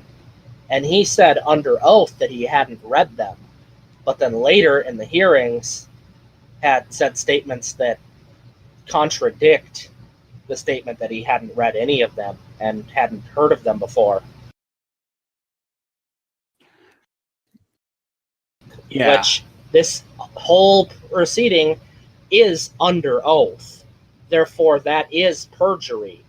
So the Democrats' new plan, after the Republicans push him through, is to impeach him as soon as they get immediately impeach him after the November elections. They have under oath recorded footage and audio of him lying. So that's great. There's also this thing, which, I'm going to just quickly send it to you on Discord, but I think we've talked about his whole deal with it's in the Steve links. But he had up to I hadn't seen this. Up to $1 million in debt in 2016. That was all paid off last year, mysteriously. So that's suspicious that he's able to pay off that much debt as a court justice. And so there's a little bit of discussion as to who gave him the money to pay that off. And there's suspicion that it's Trump basically buying his votes in the Supreme Court to do his bidding. Or at very least, getting him other people, bribing him to vote their way. Yeah, so there's a lot of corruption going on right now. And it's not explicitly provable outright, but the fact that it's even thought of. Plenty of it is provable if you look at the documents that all of the senators have made public, especially on their Twitter feeds. They point out the direct contradictions, and if you know that this was under oath, you can see where he lied, and the law is pretty straightforward about that. And who was the guy that the Republicans refused to even float the idea of replacing Justice Scalia when he died, when Obama was in office, because election year? Because he's been brought up quite a few times. I forget the name, but I know what you're getting at. Gorsuch. No, Gorsuch. Gorsuch was the one that they replaced him with. Yeah, something. But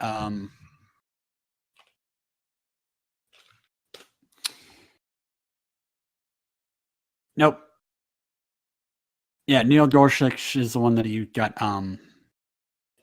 Yeah, I'm looking for the name of the one that's going to rule over the case. You know what I mean? You told me about this last night. Yeah, I'm trying to remember. Shit. But the name escapes me, but it's the guy who I will find Obama it. I'll find wanted. it. Yeah, I will find it. It's in politics over here, and half of my politics stuff is from the Friday Night Fanfiction Discord. So,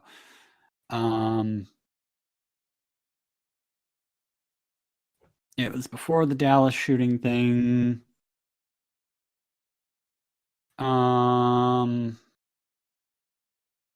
Oh, Merrick Garland. Merrick Garland. There we go. Yeah, that's the guy. Yeah, he is. There's a criminal complaint against Kavanaugh for his testimony, and Merrick Garland has been the one in the DC circuit who is reviewing the perjury investigation. So that's pretty important. Just, to know that there is perjury investigations already being done into this confirmation. But the important takeaway from all of these stories, between the op-ed, the book, and the Kavanaugh case, is that Trump is slowly losing his damn mind in office. And he's very likely that if there is a blue wave to be impeached, Warren is already trying to invoke the 25th Amendment to get him out sooner than November. And if this blue wave hits, Kavanaugh will very likely be reversed after they swear him in. And then Trump is very Mueller is very likely to finish his investigation, come public after the election, and then the only reason why he's not doing it now is because it's going to be completely and utterly buried if he tries to release anything. Yeah, but Trump is very screwed. He went from nearly winning and being able to declare himself whatever he wanted with Kavanaugh's Supreme Court pick to suddenly being doubly screwed. Because this looks extremely suspicious for him also. Exactly. It's like this was his last ditch effort, Hail Mary, to try and avoid jail time and indictment. What was it, like 30 or 40% approval is what Kavanaugh had when they pulled the general populace? And now it's even less, I bet. Which is weird because traditionally Supreme Court justice nominees have pretty 40. high favorability. People give them a 40. lot more respect, being, one of the highest offices in the land. But people, they do not like this, mostly because they see what's going on. Oh yeah, it is a total. And Trump's approval took a hit for suggesting Kavanaugh. Yeah. Yeah, he's been the protests for a while at this event are one of the two reasons that Trump was yelling about not liking the First Amendment and wondering why the hell these protesters are even allowed to do what they're doing, and no one's just, knocking them out or dragging them out. He's probably sick of them showing up to his rallies too. Oh, of definitely. Which there was one just on Friday here in Fargo. Oh, I read earlier that this week there was someone who infiltrated a Trump rally and just made faces behind him. In Montana. That was funny. And he was carried out by Secret Service and replaced with a Secret Service agent because he was on camera behind Trump making faces. Yep. That's awesome. He's become a meme. So many memes. We've got a shit show with Kavanaugh. We've got Trump. Someone in his circle is turning on him to the papers with this op-ed. There's this book from a reporter who's done a lot of books, truthful books on previous administrations, talking about how much chaos it is. The man is circling the drain right now, and he is going to take as many people down with him as possible because he's going to try and save his own ass with everything he does from this day till whatever happens, impeachment, indictment, 25th Amendment, whatever.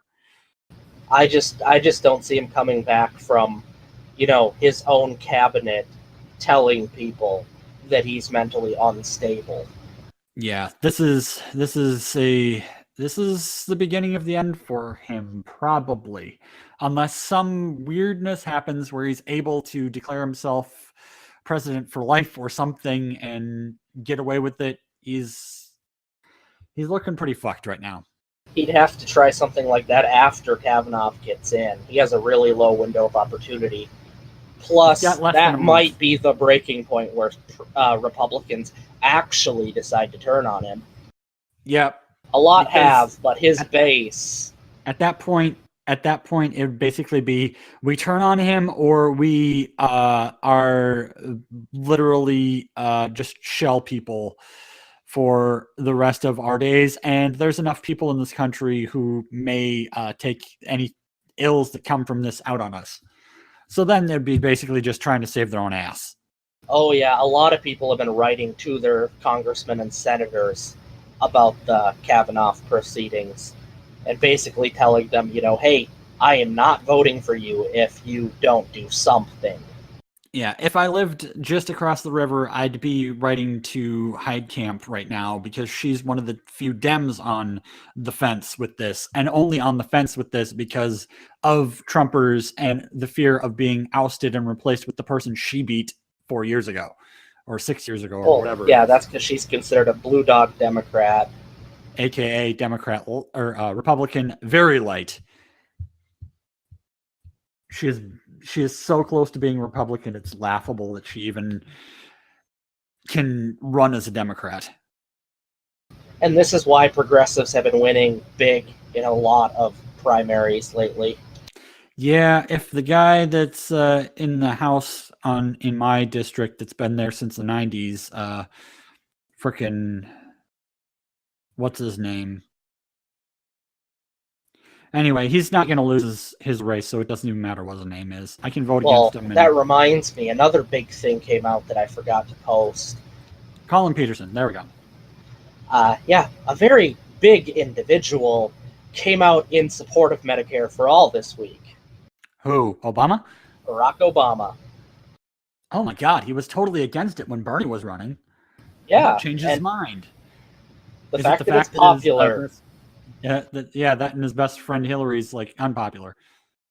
And she's still going to take it to her grave that it's a bad idea. Even though it was originally her idea in the 90s. Because it's not her idea anymore, she's against it.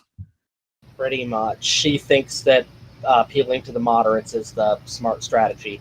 Obama seems to be figuring out that that's a terrible strategy.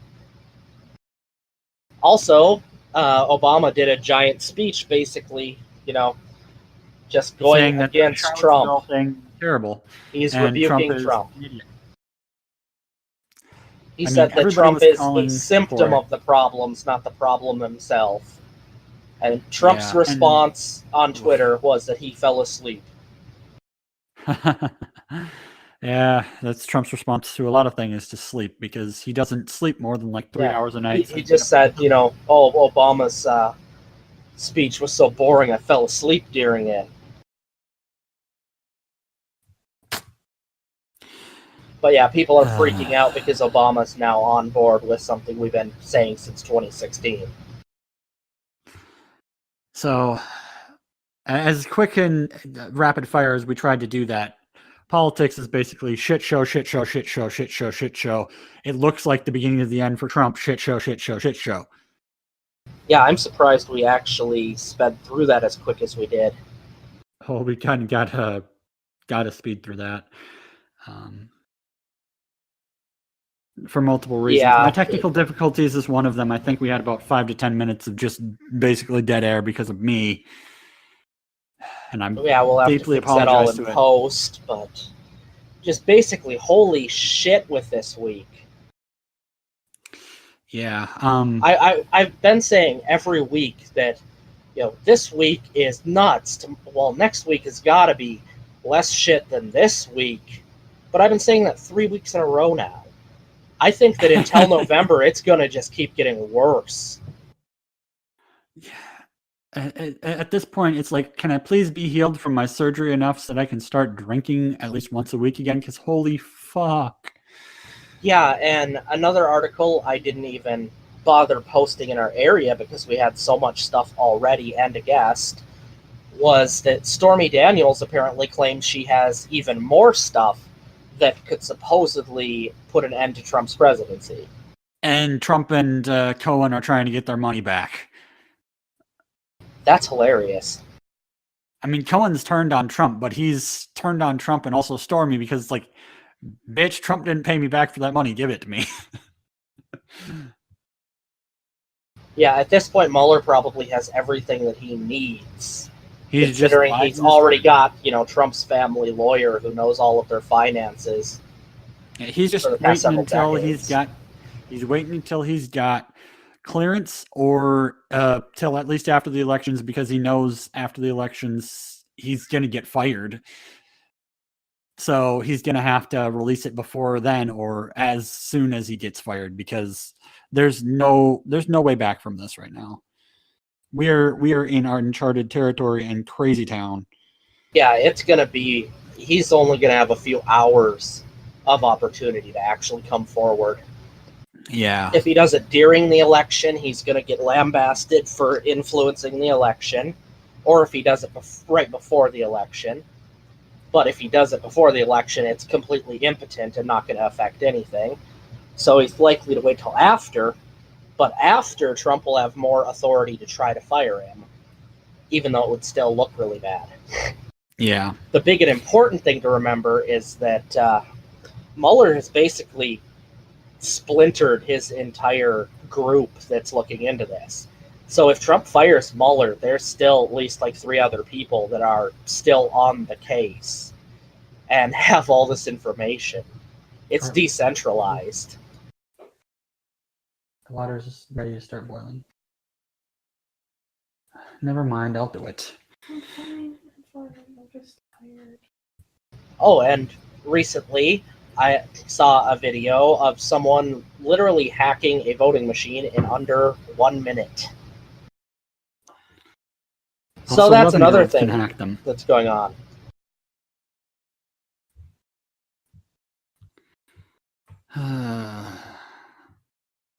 I don't know. Yeah, we're living in crazy times. So we should be at the end of the show, but we skipped a very important part of the show at the beginning. Usually we would tell people about how our week was. And because of everything that we've talked about and some other stuff, collectively, both of our week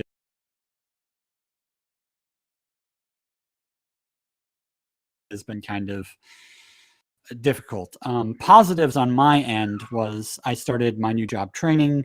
I was able to employ some of my voice acting stuff for some training exercises because I'm going to be working at a call center type place.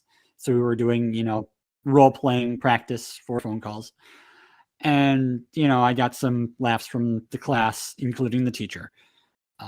But otherwise, it's been kind of a longer week for many reasons. And one of which involves what we both had to do yesterday. I know we kind of mentioned this in passing, but I think considering that you were more close to him than I was, did you want to explain what the holy shit this week has been like? Well, on Tuesday morning, our mutual friend Davin was found dead. We only found out at the funeral that I guess what killed him was a brain aneurysm. That was the running theory, yes. That was a running theory, but talking to some other people there, that seems to be what it actually was. And that is to quote Archer, that is one of his top 4 fears because it can happen anytime, any place to anyone. So he was about ready to go off to college and get his master's degree, but he went to bed and just didn't wake up. And then someone found him the next day, tried to wake him up, and couldn't. So I got a call later that night from another one of our mutual friends who told us what happened, and that was while I was watching the second day of the Kavanaugh hearings, and I just stopped watching right then and there. So if we seem a little disorganized or forget some names and a lot of things, it's because most of this week has been mentally preparing to go to a funeral and then a lot of grieving. Yeah, and so most of the show was assembled within the last 20. I mean, the links and stuff has been assembled within the last 24 hours. I mean, we've been talking about things we were going to say and preparing ourselves for this as well. Yesterday, Frosty, our third host, we were talking to him about stuff that was happening with him, and he basically came out and said, yo, I got to step back because of time constraints, and I'm just burnt out already. So, yeah, so we kind of lost a host, at least for the time being, a last minute. We lost a friend this week, and yeah, it's kind of been a really big mess. And I mean, yes, Steve and I got to see each other and talk to each other face to face for the first time in like 2 years yesterday. But the reason behind it was a very sad one. I think we both kind of broke down a little bit at some point. Yeah, well, I mean, the bright side is we got to see like our whole social group almost. Yeah, I think the only Frosty person that wasn't there was Frosty. Frosty wasn't there. But he wasn't. Oddly, my friend Travis didn't show. That surprised me. Yeah. So, like, pretty much everybody in the circle that would, at least when we were all in, at least me and you were in Fergus, before certain events took me away from everybody for about a year and a half. Yeah, we'd chill at your place and play D&D and watch movies and stuff. So most of that group showed up yesterday, save a few people. Dylan, Travis. I don't know if LA was there. I didn't see him. He didn't even know David. Oh, he didn't know David? I thought he was one of the... I never hung out with LA, dude. I can't stand the guy. He hates me. Okay. I can't remember. Oh, LA was somebody that Andrew hung around with occasionally. Never mind. Yeah, he hung out with Andrew and Jason, and then he decided to stop hanging out with Andrew, but, whatever. Yeah. But yeah. I've stopped hanging out with Andrew. But yeah, basically the core group of people who still will occasionally would like to show up in a location and play games and stuff showed up for this. I think my wife mentioned, I don't know if this was in the pictures at the funeral or somebody who showed up was dressed in a D&D robe. Yeah, I don't know if he's like part of a priesthood or if he just did that. He might have been part of, because I know there was some friends of his from the Purim area currently that showed up, that maybe that was some of the people that were playing D&D. We finally got to meet the mysterious college D&D group that David played with when he went off to college.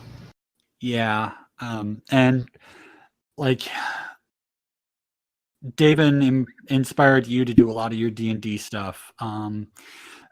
We've been talking off podcast behind the scenes about what we want to do besides podcasts for like group stuff. And one thing that you floated was D&D. And I think we both had agreed that if we were going to do that, we were going to invite David, right? David's pretty much automatically always included. He would cancel freaking anything else if he could get in on a D&D group. And so He was always there, so it's just weird now. it was kind of an unofficial thing that he was going to be brought in, and then We don't even mention gonna- like, oh, are you going to get Daven? It's like, why do you even ask? Of course and we are. that was going to start like soon because you wanted to do Curse of Strahd for Halloween. We were going to try and get something set up sometime this month to at least get a couple people to Yeah. meet weekly. He never for a was couple big on hours 5th and- edition, but I was finally kind of selling him on the idea. Mostly this because I happened. wanted to run Curse of Strahd for everybody.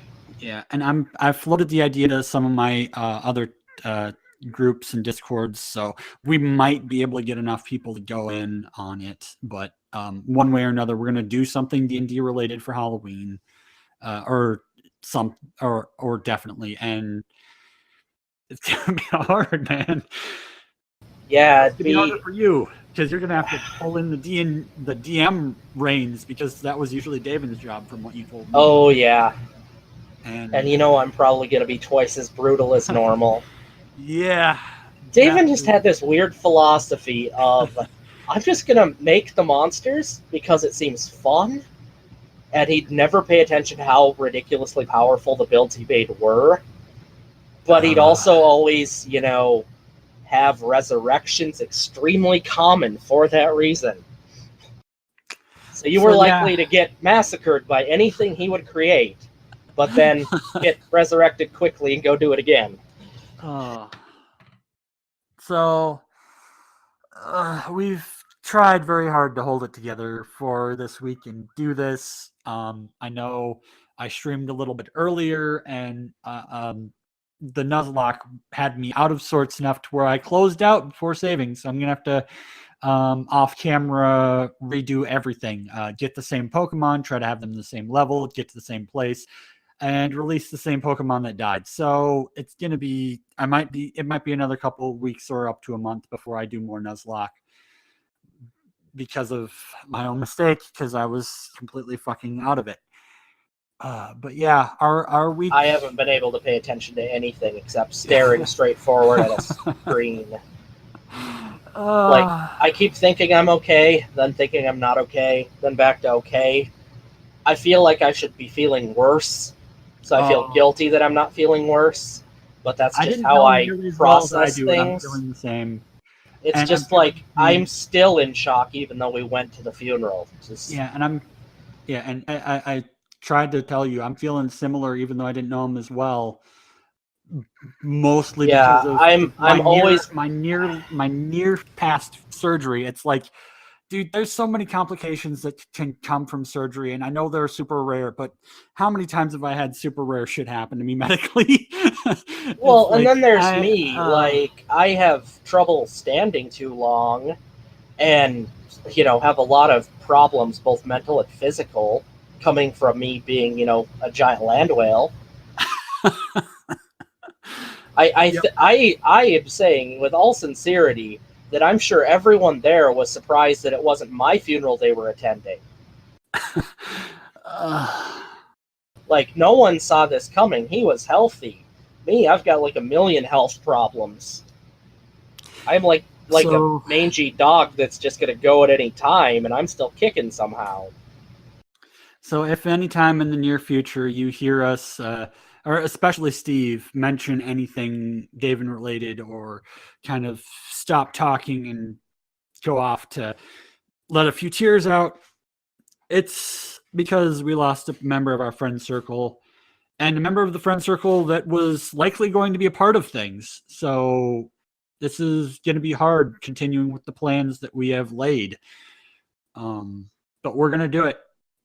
We lost Frosty, at least temporarily because of scheduling, and we lost potential addition in Daven because of a death. So atomic silver lining in all things related to me and Steve and streaming and D&D and video games. It's going to continue. We can't.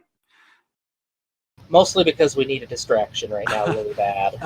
That, and life's too short to not at least fucking try to do something and fill the screaming of the void with something. Because fuck. Yeah, like there was a moment at the funeral that I'm gonna remember for the rest of my life, though.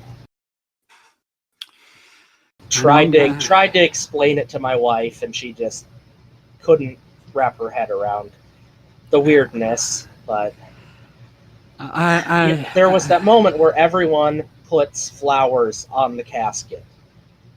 Well, I was gonna put a D20 in the casket. That's something And you my were a family little- usually you were a does, little- is put something in the casket that meant a lot to the person. And you were a But I little couldn't late bring to it. myself to go in there. So while everyone else was putting flowers, I put a D20 on the casket. But then my friend Cody, who was standing right behind me, asked me, "You did it 20 side up, right?" And I just looked at him and said, "Well, of course." I didn't even have a second thought.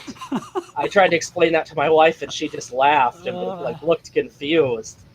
And I was just like, If there's this- an afterlife, he's rolling crits and only crits. exactly, it'd be a bad omen if it wasn't the 20. And it's just occurs to me like, wait a minute, not everyone does this kind of thing. How would anyone else understand the significance of that? And so I'm just going to remember that forever. And I'm sorry for going long and going into this, but fuck, we had to address the elephant in the room.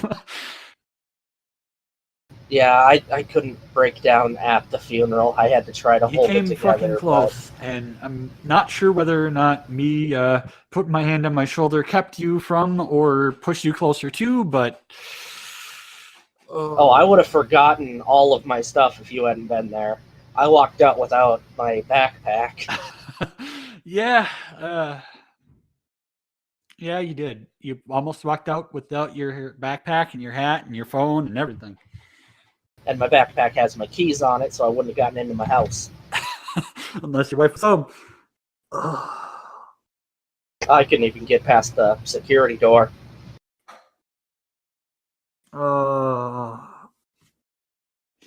But yeah, it's been a rough week for us, and hopefully next week we'll be a little bit more prepared and ready.